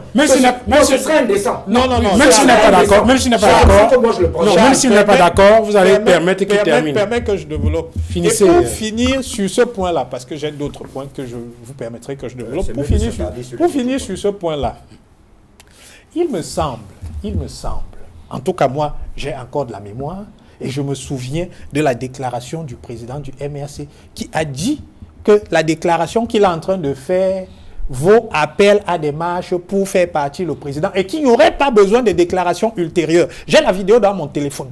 Donc si quelqu'un conteste... Vous l'avez cité en extension, en compréhension. Je dis en extension. Deuxième chose, tout le monde se souvient... En ce moment en France, Patrick Rifoué, en ce moment en France, chaque semaine, on demande le départ de Macron. Charles, permettez de quitter la ça te dépasse. Permettez que je développe. Qui tout le monde. Vraiment, ne blavons pas avec ça. Tout le monde. Père et mère. Non. Tout le monde. Non, Charles. Je suis désolé. Non, Charles. Il y a des pères de famille. Charles. Des mères de famille. Charles. Permettez qu'il finisse. Et vous allez répondre. Non. Passe à Martinez Zogo. Laisse ça. On fait, mais on va. Charles, permettez que je développe. D'autre part, il me semble que les motifs de condamnation n'ont rien à voir avec les délits d'opinion. Je dis, la loi, que ça nous plaise ou non, et il y a un praticien du droit ici, le droit, c'est ce que les juges disent qu'il est. Ce ne sont pas les opinions que nous émettons sur les plateaux et qui peuvent même être émises par les hommes du droit. Dans le cas des militants du MRC, moi j'ai un conseil à leur faire. Au lieu de venir crier tous les jours, on a des prisonniers politiques et machin truc. Prenez votre plus belle plume. Écrivez au président de la République. Dites-lui, on s'est trompé en marchant pour que vous partiez de Toudji. Et en père de famille... Oui. Ça c'est un autre sujet. Prenez votre plus belle plume. À la lieu où ça va, moi je marcherai. Et je vais voir comment vous allez m'arrêter cette fois-ci.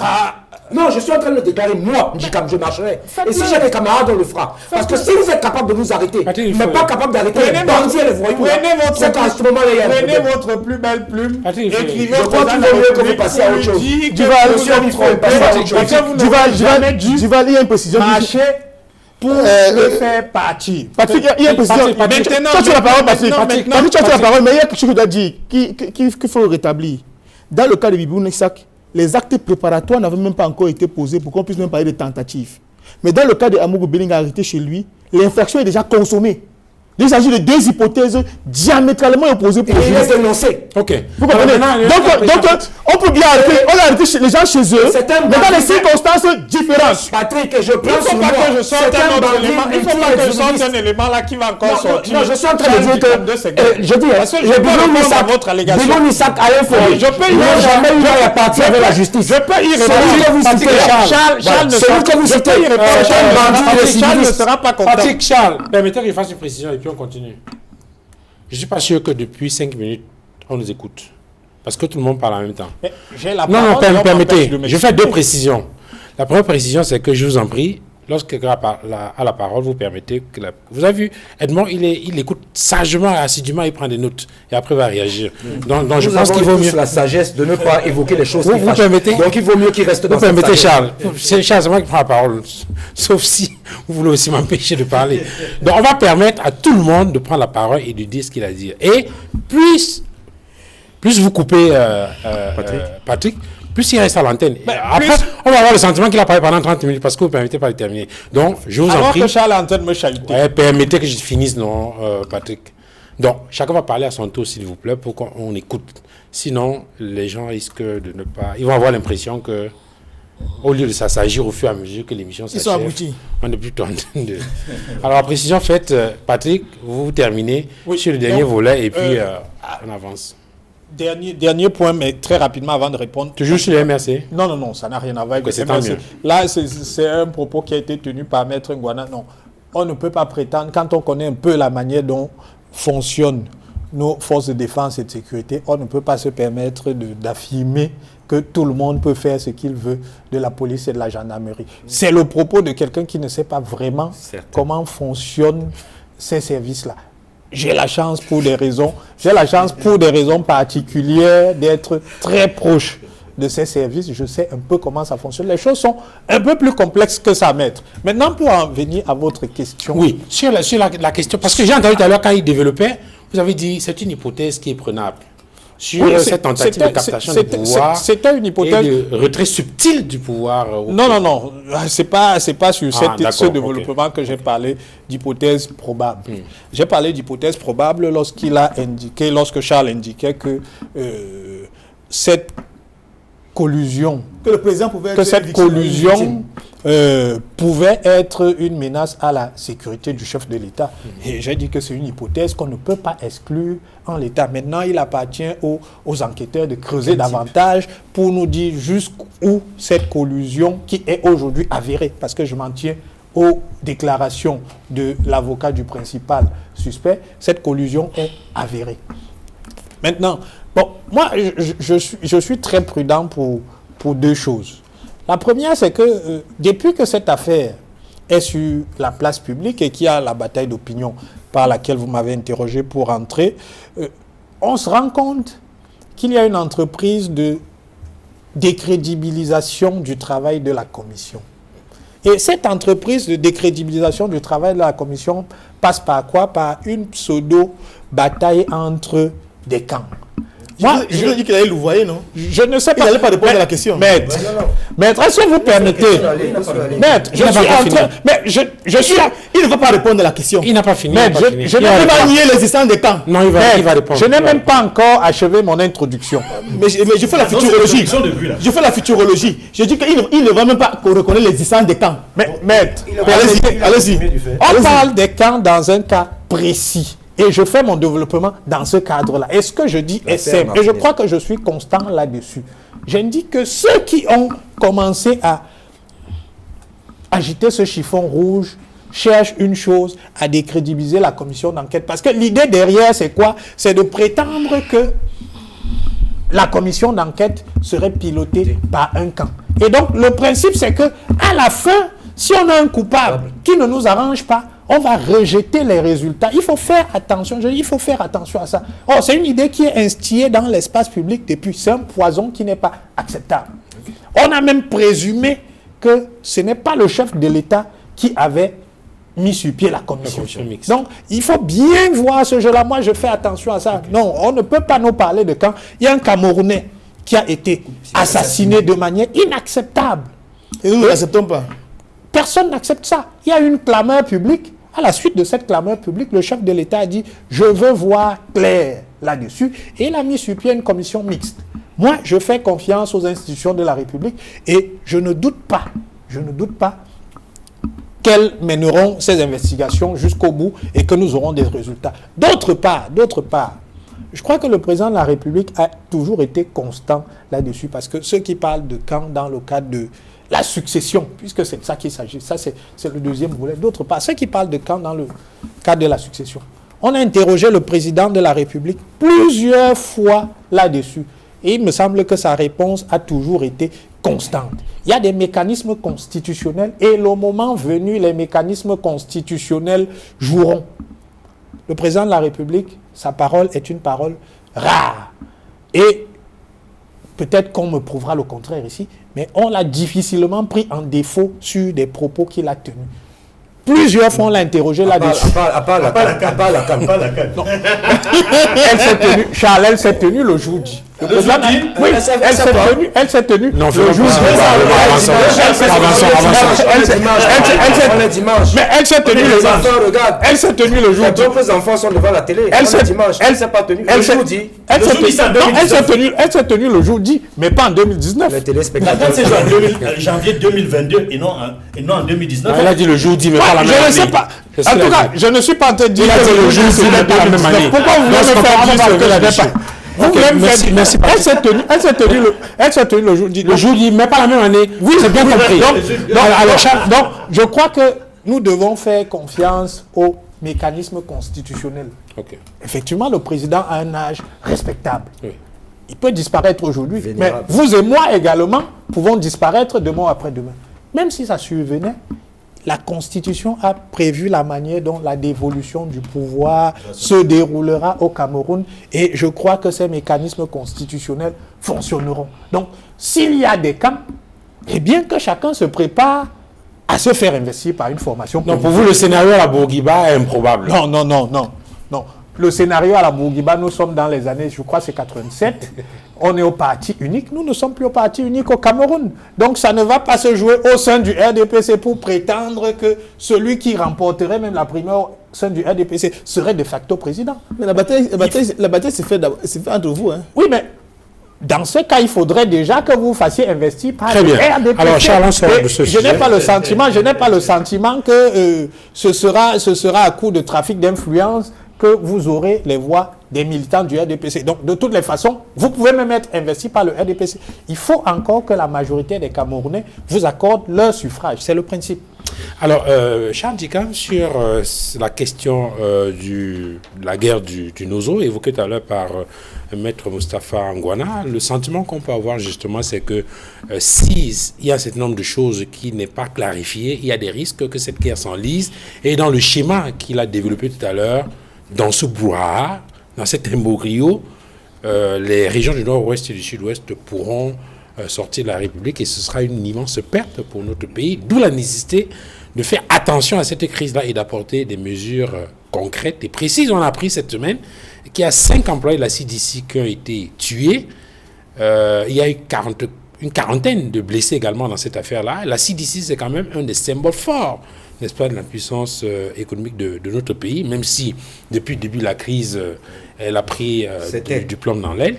Mais c'est quand même un symbole fort et il est important qu'un événement tragique comme celui qui s'est produit à Tiko interpelle les pouvoirs publics de manière à ce qu'on pense effectivement à une solution durable. Et l'une des solutions évoquées, bien évidemment, c'est cette médiation canadienne qu'on a annoncée il y a quelque temps.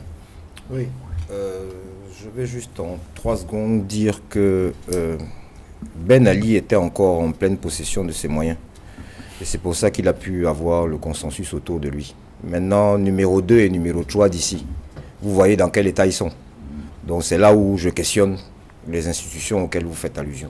Parce que les deux sont dans un état apparemment pire que celui de leur patron. Donc vraiment là, il y a problème. Donc là aussi, c'est un problème à régler. Si véritablement il veut que ce soit les institutions qui règlent sa succession, qu'il y mette des gens en mesure de tenir ces institutions. Ceux-là ne sont pas en mesure de le faire. C'est visible, à l'œil nu. Et lui-même le sait. Donc, concernant la crise dans le Nozo, écoutez, manifestement, là aussi, il y a 2 camps. Il y a le camp très peu nombreux, en tout cas qui n'ont pas voix au chapitre, qui écoutent, qui sont prêts à suivre, comment dirais-je, des conseils, pour ne pas parler de recommandations d'autres, parce qu'au départ, ils ont suivi le gouvernement et qu'on a vu que ça n'a pas porté beaucoup de fruits. Et pire, nous devons aujourd'hui tenir compte de cela, c'est acté. Monsieur Biya entouré de prédateurs, de gens, des égoïstes, qui ne pensent qu'à eux et à leur poche, de gens que cette guerre arrange, parce qu'ils se font de l'argent. ils arrivent également probablement à se procurer des armes. Donc, ils ne sont pas pour que cette guerre s'achève. Et parce que si jamais nous allions vers un consensus d'opinion, ils auront du mal à garder leur camp et leur position. Ils préfèrent cette position d'affrontement, y compris pour leur propre dessein. Voyez-vous, nous ne sommes pas à la première contradiction, vraiment. Quand je vois René Emmanuel Sadi sortir devant les caméras et les micros pour essayer de mettre en cause la parole d'un gouvernement comme celui du Canada, je dis vraiment, très cher aîné, parfois il vaut mieux se taire. Les occasions de parler sont là, vous ne parlez pas. Mais vraiment, là où il faut se taire, c'est là que vous sortez, à contre-temps. Nous avons la chance, les Canadiens, sachant dans quel embroglio est le président Biya, n'ont pas renchéri. Parce que sinon, ça aurait dû finir par une crise diplomatique. Quand un État se permet de traiter un autre État d'État menteur, ça se termine par une crise diplomatique. On rappelle les ambassadeurs. Mais pour ne pas rajouter au problème que le président Biya déjà est conscient de ce que ce sont ses enfants qui se tiennent mal et pas lui. Hein, ça, je pense que cette thèse-là va aller à Rifoué. Pas coupable mais responsable. Pour l'instant, il regarde. Monsieur le Premier ministre, comme je pense dans une autre tentative, qui était celle d'entamer des discussions avec Ayoub Tabé et ses amis, essaye, tant bien que mal, en toute discrétion, puisque on lui a enlevé le reste du travail, il s'est au moins concentré sur ça, et pas seulement parce que c'est sa région d'origine, mais parce que je pense que comme nous, il sait que le Cameroun retrouvera la paix et la prospérité que lorsque ce problème sera résolu. A fait ce qu'il a pu, mais nous voyons donc que ces mêmes-là, certainement, et on ne peut pas ne pas revenir dessus, sur la base de renseignements erronés. C'est pour ça que dès l'entame de mon propos, j'ai attiré l'attention du chef de l'État sur le fait qu'il doit revenir 10 ans en arrière, refaire sortir les fiches qu'on lui a envoyées pour voir dans ces fiches-là à séparer le bon grain de l'ivraie. Et parce que très vraisemblablement, il y avait plus d'ivraie que de bon grain dans ces renseignements-là. Parce que s'il avait des renseignements que nous qui ne bénéficions pas de ces services, mais qui vivons au milieu des gens, qui parlons, qui observons, avons, il y a longtemps qu'il aurait trouvé la solution idoine qui reste et demeure celle de s'asseoir autour d'une table et de trouver ensemble les voies et moyens de la paix. Edmond Kangia, avec cet incident tragique survenu à Tiko, avec les employés de la CDC qui ont été donc tués dans cet attentat, qui a été revendiqué par un des groupes séparatistes. D'ailleurs, on a entendu dans la vidéo qui a été postée sur les réseaux sociaux, ils disent que c'est pour donner une leçon. Cela rappelle donc, et il faut rappeler qu'avant cela, quelques jours auparavant, il y a eu une élue du Social Democratic Front qui a été enlevée. Cela rappelle, n'est-ce pas, cette escalade, la violence dans cette partie du pays depuis pratiquement 6 ans aujourd'hui. Et on se dit, le moment est venu effectivement de mettre un terme à cela avec soit des négociations comme celles qui ont été ouvertes avec le Canada, soit mettre en place d'autres mécanismes pour régler définitivement cette guerre du Nozo. C'est regrettable tout ce qui se passe en ce moment dans les régions du nord-ouest et du sud-ouest. Vous savez que ces deux régions ont été décrétées zones économiquement sinistrées. Et c'est d'autant dommageable que c'est à la CDC que certains de ses employés trouvent la mort. Parce que la CDC, vous le savez, a été pendant longtemps le deuxième employeur après l'État du Cameroun. Alors que l'on espérait la reprise des activités, et voilà que l'on retombe encore dans une situation qu'on croyait être faire partie du passé, derrière nous. Mais effectivement, il faut comprendre qu'est-ce qui s'est passé. Et il y a un lien, effectivement, entre la position de l'État du Cameroun sur en termes de réaction au discours, au message, à la déclaration de la ministre des Affaires étrangères du Canada et ce qui s'est passé sur le terrain. Moi, je vois un lien entre les deux. Et il faut scruter encore davantage pour voir si le groupe qui a revendiqué fait partie des groupes qui négocient au Canada ou pas. Parce qu'il y a un groupe, au moins 4 ou 8 formations qui ont des gars sur le terrain ont dit, nous voulons discuter avec le gouvernement camerounais. Et le gouvernement camerounais a donné son accord officiel. J'insiste là-dessus. Parce que s'il n'y avait pas l'accord de l'État du Cameroun, le Canada ne se serait pas engagé dans ces pourparlers, n'aurait pas parrainé, mené à bien ce qu'il a commencé. Et c'est pour cela que lorsqu'on a eu un débat sur cette question, en son temps, lorsque j'interprétais ou analysais les propos du ministre de la Communication, porte-parole du gouvernement, j'estimais que ce n'était pas la meilleure réaction du Cameroun. Que la meilleure réaction du Cameroun, il faut la chercher encore plus loin. Elle est celle du chef de la diplomatie camerounaise, le président Paul Biya lui-même. Et la meilleure personne qui peut parler en dehors du président Paul Biya, c'est le ministre des Affaires étrangères. Si il y a un texte, un communiqué qui est signé par le ministre des Affaires étrangères du Cameroun, je vais m'incliner. Et jamais dans cette affaire, vous n'avez vu le ministre des Affaires étrangères du Cameroun rejeter. Ni vu ni entendu. Il ne s'est même pas prononcé. Parce que je sais comment fonctionne la diplomatie. Et j'avais même cité une disposition de la Convention de Vienne sur les relations diplomatiques qui montre l'importance du ministère des Affaires étrangères dans le traitement des affaires officielles entre les États. C'est pour vous dire que celui qui doit parler et dont la parole va compter, c'est le ministre des Affaires étrangères, en dehors du président de la République. Et dans cette affaire, il ne s'est pas prononcé. Cela signifie, quand il ne se prononce pas, que c'est ce que le Canada fait qui est la vérité. Parce que le ministre des Affaires étrangères n'agit que lorsque le chef de l'État lui dit de faire. Et nous savons que le ministre des Affaires étrangères a été plusieurs fois au Canada dans le cadre de ces négociations. Donc d'où vient-il qu'il y ait une polémique là-dessus? Et ce n'est pas bon qu'un État responsable, qui se veut responsable, ponde des communiqués de ce type. Et on a vu dans le passé, et c'est 2 fois déjà, c'est la 2e fois, que le ministre de la Communication, porte-parole du gouvernement, sort un communiqué qui crée la confusion. Parce qu'il y a eu des premières négociations, des premières discussions préliminaires entre une délégation du Cameroun officielle et Ayoub Tabé et ses camarades. Par la suite, il y a eu un communiqué du ministre de la Communication qui a pratiquement enlevé l'enthousiasme qu'il y avait entre les partis, l'enthousiasme des milieux diplomatiques qui croyaient accompagner l'État du Cameroun dans ces discussions qui ne venaient que de commencer. Et voilà qu'un 2e communiqué vient laisser croire que le Cameroun n'a donné mandat à personne, à aucun État. Non. Cessons de nous comporter comme des États voyous. Je le dis et j'assume.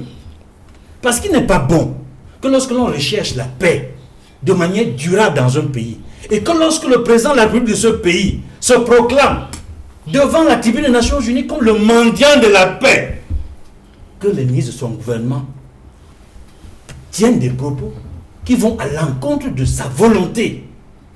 Revenons sur les faits. Et nous pensons qu'aujourd'hui, une des pistes de solution, c'est de faire en sorte que les négociations qui ont commencé au Canada se poursuivent. Se poursuivent avec toutes les parties prenantes. Et que l'État rassure davantage le Canada sur ces discussions-là. Ça, c'est 2. De 2, il est important qu'au Cameroun, qu'il y ait un effort qui soit fait au niveau du gouvernement pour inverser la tendance. Que les pontes du régime, que les acteurs gouvernementaux, notamment le Premier ministre, chef du gouvernement, qui sont du côté de la paix, qui prônent la paix dans le nord-ouest et le sud-ouest, soient au-dessus de ce groupe de faucons qui ne veut pas la paix dans le nord-ouest et du sud-ouest, qui soient au-dessus des profiteurs situationnistes qui engrangent de l'argent, qui animent la violence sur le terrain. Et je dois dire ici, parce que c'est important de le dire aussi, la visite qu'a fait le président de la République aux États-Unis, en marge, c'était lors du sommet Afrique-États-Unis, mais je dois vous dire qu'en marge de ce sommet, les Américains et les Canadiens ont montré au chef de l'État la situation réelle sur le terrain dans le nord-ouest et le sud-ouest. La situation réelle de ces acteurs gouvernementaux qui veulent la paix ou qui ne veulent pas la paix.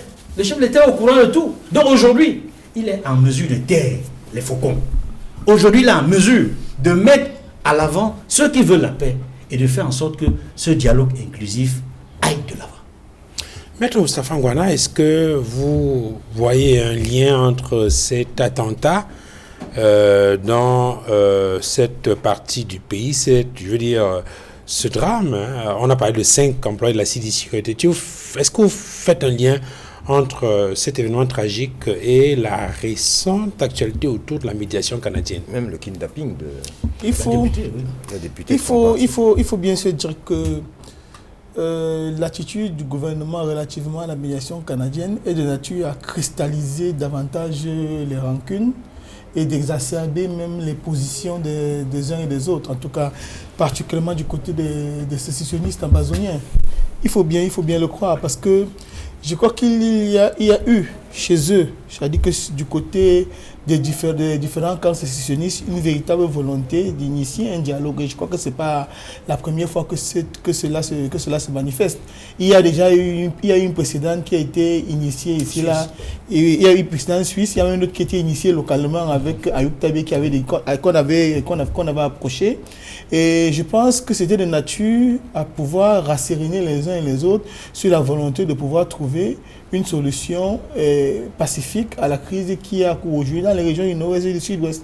Alors lorsque les gens ont le sentiment qu'on les fait marcher, que les solutions que les prétendues solutions qu'on veut proposer en réalité sont juste des choses trappes, donc des pièges qu'on tend sur leur chemin, il ne faut pas être surpris qu'il y ait une escalade de l'énervement de leur côté et qui puisse conduire par exemple à un désastre comme celui que nous avons vécu il y a quelques jours.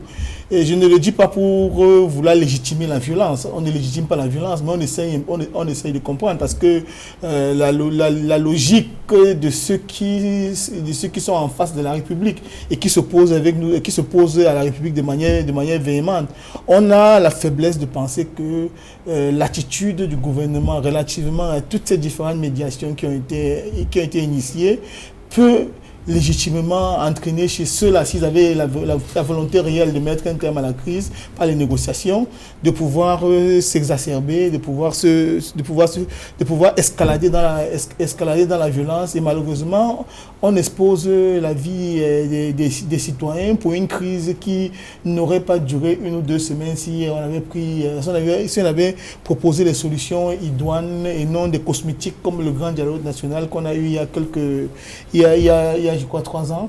Donc je dis tout ceci, mais une chose que je ne vais m'empêcher de répéter, c'est de se demander quelle sera l'issue de cette crise. Quelle sera l'issue de cette crise si nous continuons dans la position qui est celle du gouvernement? Il semble que l'économie de la guerre semble être le leitmotiv de quelques-uns, parce qu'on ne peut pas comprendre qu'aujourd'hui l'essentiel des ressources de l'État soit consacré à la lutte armée dans les régions anglophones, alors que nous avons des besoins d'ordre primaire qu'il faut pouvoir couvrir. Et quand vous voyez, vous dites peut-être que dans la logique du grand soir, dans la logique de la captation du pouvoir, il n'est pas impossible que les gens, à travers cette guerre, trouvent l'occasion de se réserver sur un trésor de guerre suffisant, parce que rien n'explique que nous ayons une solution qui ne coûte rien. Parce qu'en réalité, le dialogue est une solution qui ne coûte absolument rien, en dehors de la logistique minimale qu'on peut mettre pour que les gens puissent parler, elle ne nous coûte absolument rien. Mais les gens préfèrent que nous soyons en train d'investir dans les armes, dans le renseignement et tout, et que nous enrichissions d'autres États qui vivent également de l'économie de la guerre. Donc on se tire les cheveux, on se demande comment est-ce que ça va se terminer. Que devient le Cameroun après Biya? Parce que je l'ai peut-être dit tout à l'heure, mais il faut que je revienne là-dessus. Imaginons-nous un scénario dans lequel il ferme les yeux aujourd'hui. Les batailles déjà au sein du RDPC, où le Dauphinat a été complètement interdit, vont faire rage. Pendant ce temps, qui va tenir nos forces de défense et de sécurité? Qui va assurer la coordination pour que nous puissions permettre que les anglophones restent dans la maison? Parce qu'il faut bien se dire que s'ils sortent tous dans les rues, parce que le président est tombé, parce qu'il faut bien se dire que lorsqu'il tombera, on aura des scénarios comme cela, où les gens vont sortir vont envahir les rues, que ce soit dans les zones anglophones ou partout. Les anglophones ils pourraient légitimement déclarer leur indépendance. Qui va contrôler la situation? C'est pourquoi je dis, à travers cette crise anglophone, il faut qu'on puisse briser les symboles. même la dénomination de la République doit pouvoir changer. Parce que les anglophones, pour eux, ils ont été victimes de phagocytose. Aujourd'hui, la République du Cameroun, la République du Cameroun qui est notre dénomination avant de l'indépendance. Avant, oui, de l'indépendance, et aujourd'hui celle qui abrite également les anglophones qui étaient Southern Cameroun. Donc ça dit qu'on les a complètement phagocytés. Alors, aujourd'hui, ça dit que ce sont des symboles qu'il faut absolument briser. Et je pense que fédérer, c'est unir. Le fédéralisme, qui est le modèle qui était le nôtre jusqu'à 1972, est un modèle auquel il faut absolument penser. Et j'invite le président Paul Biya à penser au modèle fédéral. Même si c'était un fédéralisme que je qualifie de désincarné, ou un fédéralisme sui generis, propre au Cameroun, c'est-à-dire que où les États fédérés ont très peu de pouvoir. Mais ce serait un début. Ce serait un début, ce serait un acte fort qui pourrait amener les uns et les autres à se rasséréner. Et même les modérer même à convaincre davantage les radicaux à pouvoir revenir dans la maison. Parce qu'il y a quand même des symboles qui ont été brisés. Et pour que nous puissions construire cette république-là qui n'a besoin que de la libération des énergies. Or, aujourd'hui, on constate que la République est constipée, elle est bloquée. On a une société qui est bloquée, qui est incapable de pouvoir avancer. Et malheureusement, à l'instigation de qui? De ceux qui nous gouvernent, qui se comportent comme des autistes. Ils se comportent comme des autistes. À l'orée de cette crise, vous avez vu qu'on a tapé sur les enseignants, on a tapé sur les avocats. Pour les questions pour lesquelles le président de la République aurait pu venir, même se comporter à la Charles de Gaulle, je vous ai compris. C'est-à-dire qu'utiliser des formules rassurantes et autres. Vous voyez que depuis 2016, il n'a pas rendu une visite dans la région anglophone. Ça aurait été des symboles forts au début de la crise. Mais aujourd'hui, le phénomène s'est métastasé où les petites solutions, les mesurettes qui auraient pu permettre de résoudre le problème, aujourd'hui s'avèrent inefficaces. Il faut qu'on puisse réfléchir là-dessus. Et je le dis, et je ne fais pas d'imprécation contre la République. Je n'appelle pas le malheur contre la République du Cameroun. Mais dites-vous bien, s'ils ferment les yeux aujourd'hui, il n'y a personne pour retenir les anglophones. Il n'y a personne au sein du RDPC qui réussit à cristalliser un consensus autour de sa personne. Même si par extraordinaire, le pouvoir devait rester au sein du RDPC, personne n'arrive à cristalliser cela. Comment on fait?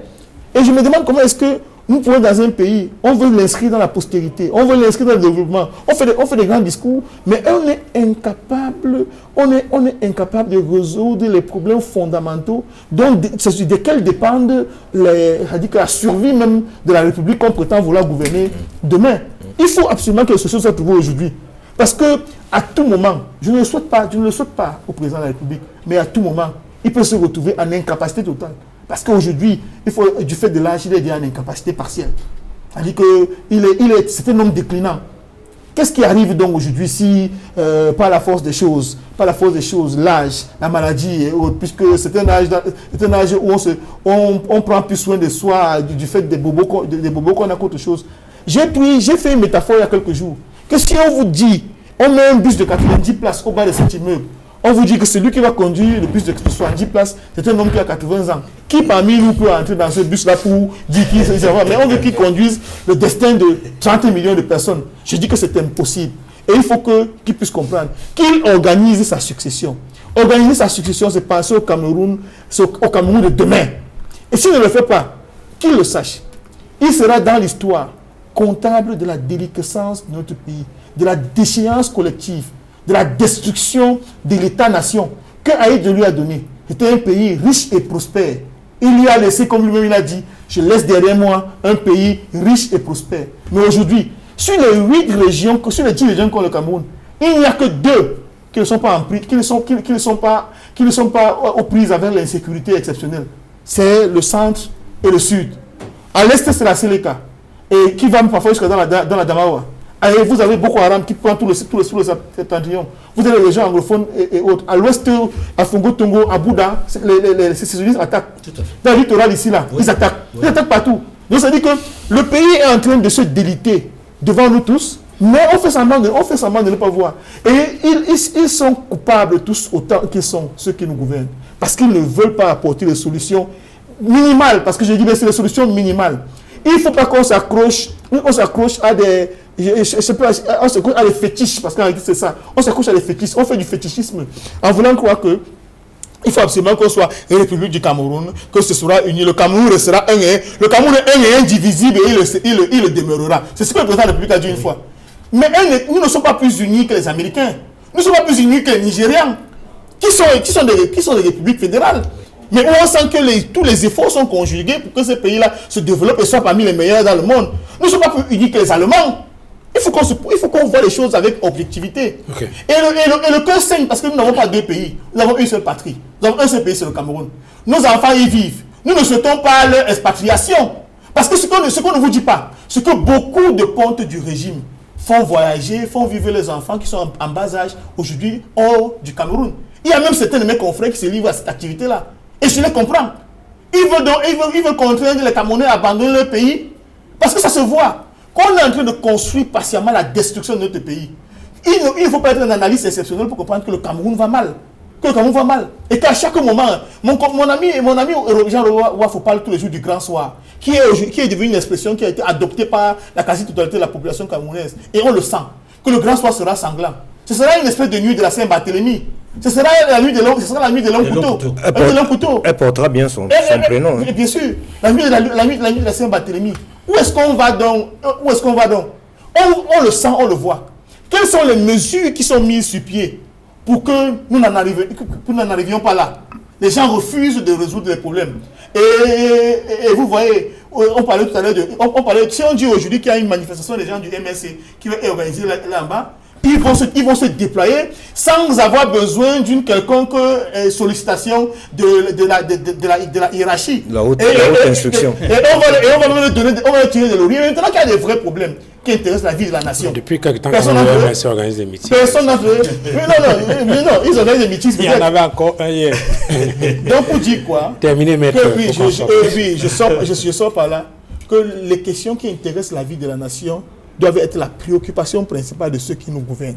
Et la crise anglophone, il y a déjà eu trop de morts, trop de victimes militaires, trop de jeunes enfants. Et il faut dire que les militaires qui y vont, c'est des gens qui sont à la fleur de l'âge, qui commencent à peine leur vie. Et les familles sont endeuillées. Aujourd'hui, on n'en parle pas parce qu'on ne veut pas créer les mois, le froid au sein de la population qui est tenue complètement à l'écart de la réalité sur le terrain. Des solutions doivent être trouvées. Et il faut absolument... La crise anglophone aujourd'hui, c'est le plus grand problème que nous ayons au Cameroun. Problème pour lequel, si nous ne trouvons pas de solution, la suivi de la nation camerounaise, telle que nous la connaissons aujourd'hui, relèvera du passé. Okay. Il y a aussi le vol. Pour sortir, le vol, Patrick. Le vol. On peut arrêter de voler. Mais on peut pas contraindre. On peut contraindre quelqu'un à être camerounais quand il ne veut pas. Ça c'est clair. Oui. Alors, Patrick, il faut que vous compreniez la préoccupation de Ben Ngouala qui pense qu'aujourd'hui, plus que jamais, il faut absolument trouver un moyen pour arrêter cette crise-là au regard d'un certain nombre de contingences. D'ailleurs, il a rappelé que cette semaine, le président de la République du Cameroun fêtait son 90e anniversaire. Officiellement. Edmond Kamga comprend de quoi je veux. Sans compter les impôts et taxes. Bien. C'est une question rhétorique, hein, mais je voudrais savoir, Maître Ngouala, de quand date votre dernier séjour au nord-ouest et au sud-ouest? De quand date mon dernier séjour au nord-ouest et au sud-ouest? Pour faire allusion à quoi? Pour montrer que la situation s'est beaucoup améliorée? Non, c'est une question, je veux savoir. Non, ça date, c'est moins d'une année, mais seulement... Il faut dire qu'on y va sur la pointe des pieds. Il faut dire qu'on y va, mais on y va vraiment sur la pointe des pieds. Je n'y vais plus avec la même régularité. J'ai des amis ici qui sont à Ligue, j'ai des amis ici à Limbe. Limbe qui est peut-être la ville la plus pacifique, même à Limbe, vous n'y allez pas avec... Est-ce que parce que la situation sécuritaire, de votre point de vue, s'améliore dans cette partie, cela veut dire qu'on laisse tomber et on néglige peut-être des opérations comme la médiation canadienne dans cette crise-là? Ce n'était pas mon intention. Souhaiter qu'une solution durable soit trouvée ne nécessite pas nécessairement de peindre un paysage apocalyptique. Moi, j'ai la chance d'y aller, d'aller dans ces régions-là assez régulièrement aujourd'hui. Je ne m'appelle pas Jean-Baptiste, hein. Parce que vous parlez d'Apocalypse, là, je ne suis pas Jean-Baptiste. Je ne suis pas Jean-Baptiste. Non, je ne vous ai jamais prêté ce prénom-là, maître. Moustapha vous va très bien. Donc, ce que je veux dire est très simple. Moi, je veux saluer le travail extraordinaire qui est fait dans ces régions par les forces de défense et de sécurité, par les administrateurs civils, les préfets, les sous-préfets, par les enseignants. Cette année, en 2023, un certain nombre d'établissements qui n'avaient pas rouvert depuis 4-5 ans ont rouvert. C'est le signe que les choses vont dans la bonne direction. Donc, on n'a pas besoin de peindre un paysage apocalyptique. On regrette tous les concitoyens qui sont décédés de manière tragique à Tiko, qui ont été tués. C'est la preuve que les sécessionnistes, même s'ils ont été amoindris, ils ont encore une capacité de nuisance. Aujourd'hui, ils ne peuvent plus, comme ils le faisaient, s'en prendre facilement aux forces de défense et de sécurité, mais ils seront toujours capables de s'en prendre à des pauvres travailleurs ou à nos citoyens dans un certain nombre de zones. Quand vous allez à Kumba, à l'entrée de Kumba, cette zone-là a été déserte pendant longtemps. Quand vous y retournez aujourd'hui, vous vous rendez compte que les gens se sont réinstallés. Ça ne signifie pas que les sécessionnistes ne sont plus là. Ils sont moins présents, mais ils sont tout aussi nuisibles parce qu'il suffit d'un coup de fusil pour qu'une vie soit perdue. Donc on souhaite tous que la situation soit réglée de manière durable. Maintenant, qu'est-ce que signifie régler la situation de manière durable? Je pense que nous sommes tous ici autant que nous sommes des Camerounais. Si j'ai un différend avec vous, Duval, je comprendrais mal, alors que je peux vous parler, alors que Edmond peut jouer des médiateurs, alors que Charles est là qui peut faire le go-between, je comprendrais mal qu'un tiers se mêle de résoudre ce problème qu'il y a entre vous et moi qui sommes concitoyens, qui sommes capables de se parler. Nous, RDPC, on souhaite qu'on se parle. On souhaite que les Camerounais se parlent entre eux. On n'a pas besoin d'un tiers qui joue les intermédiaires. Parce que ces tiers-là, il faut qu'on se dise les choses. Quand on assassine les gens, tout le monde sait où se trouvent les donneurs d'ordre. Les seuls aujourd'hui qui ont engagé des poursuites judiciaires contre les donneurs d'ordre et les financiers s'appellent les Américains. Les autres pays jouent la sourde oreille. Et je me souviens du discours du président, je crois, le 31 décembre 2020, qui parlait des initiatives. Parce qu'à ce moment-là, il y avait beaucoup d'initiatives, beaucoup de bons offices qui se proposaient. Et il disait, ces initiatives ne sont pas toujours animées d'intentions louables. Admettons même par hypothèse, que le gouvernement ait donné quitus aux Canadiens pour engager une médiation. Vous pensez qu'il appartient au Canada de dire qu'il y a une médiation, il y a des pourparlers qui doivent se faire entre le gouvernement camerounais et les sécessionnistes? C'est ça le mandat qui leur a été confié. Il faut que les gens soient sérieux. Si on vous confie ce mandat, vous vous en tenez à ce mandat. Vous n'êtes pas légitime pour faire la moindre annonce. Parce que si vous faites une annonce... Sur cette question, je vais quand même rappeler qu'à côté du communiqué du Canada, il y a eu un autre texte qui a été signé par d'autres camps, des séparatistes, notamment le docteur Choayaba et Beniza Akonga. Parce que tout à l'heure, Edmond disait que il posait la question de savoir si ceux qui ont revendiqué l'attentat font partie de ceux qui ont été sollicités dans la médiation. Et justement, Daniel Capot, celui qui fait la vidéo, est présenté comme un des bras armé de Cho Ayaba, qui effectivement a signé... Qui est son porte-parole. Je crois que c'est son porte-parole. Voilà. Donc, si on vous confie cette mission, Charles parlait tout à l'heure de refroidissement des bonnes nouvelles. Non, la bonne nouvelle, ce ne serait pas pour les Camerounais. Les Camerounais n'attendent pas qu'on leur dise on a commencé à négocier.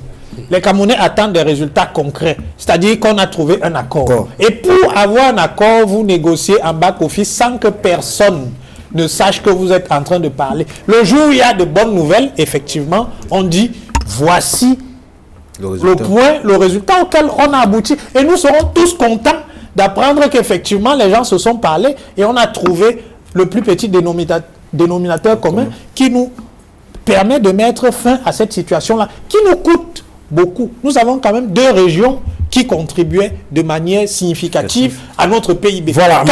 Quand la situation perdue comme celle-là, effectivement, c'est des points de PIB que nous perdons, c'est des points de croissance que nous perdons. c'est un certain nombre d'enfants qui ont mis des années. Voilà, malheureusement, on va s'arrêter. Malheureusement, Malheureusement, Patrick Lufone sont tenus par les impératifs du temps.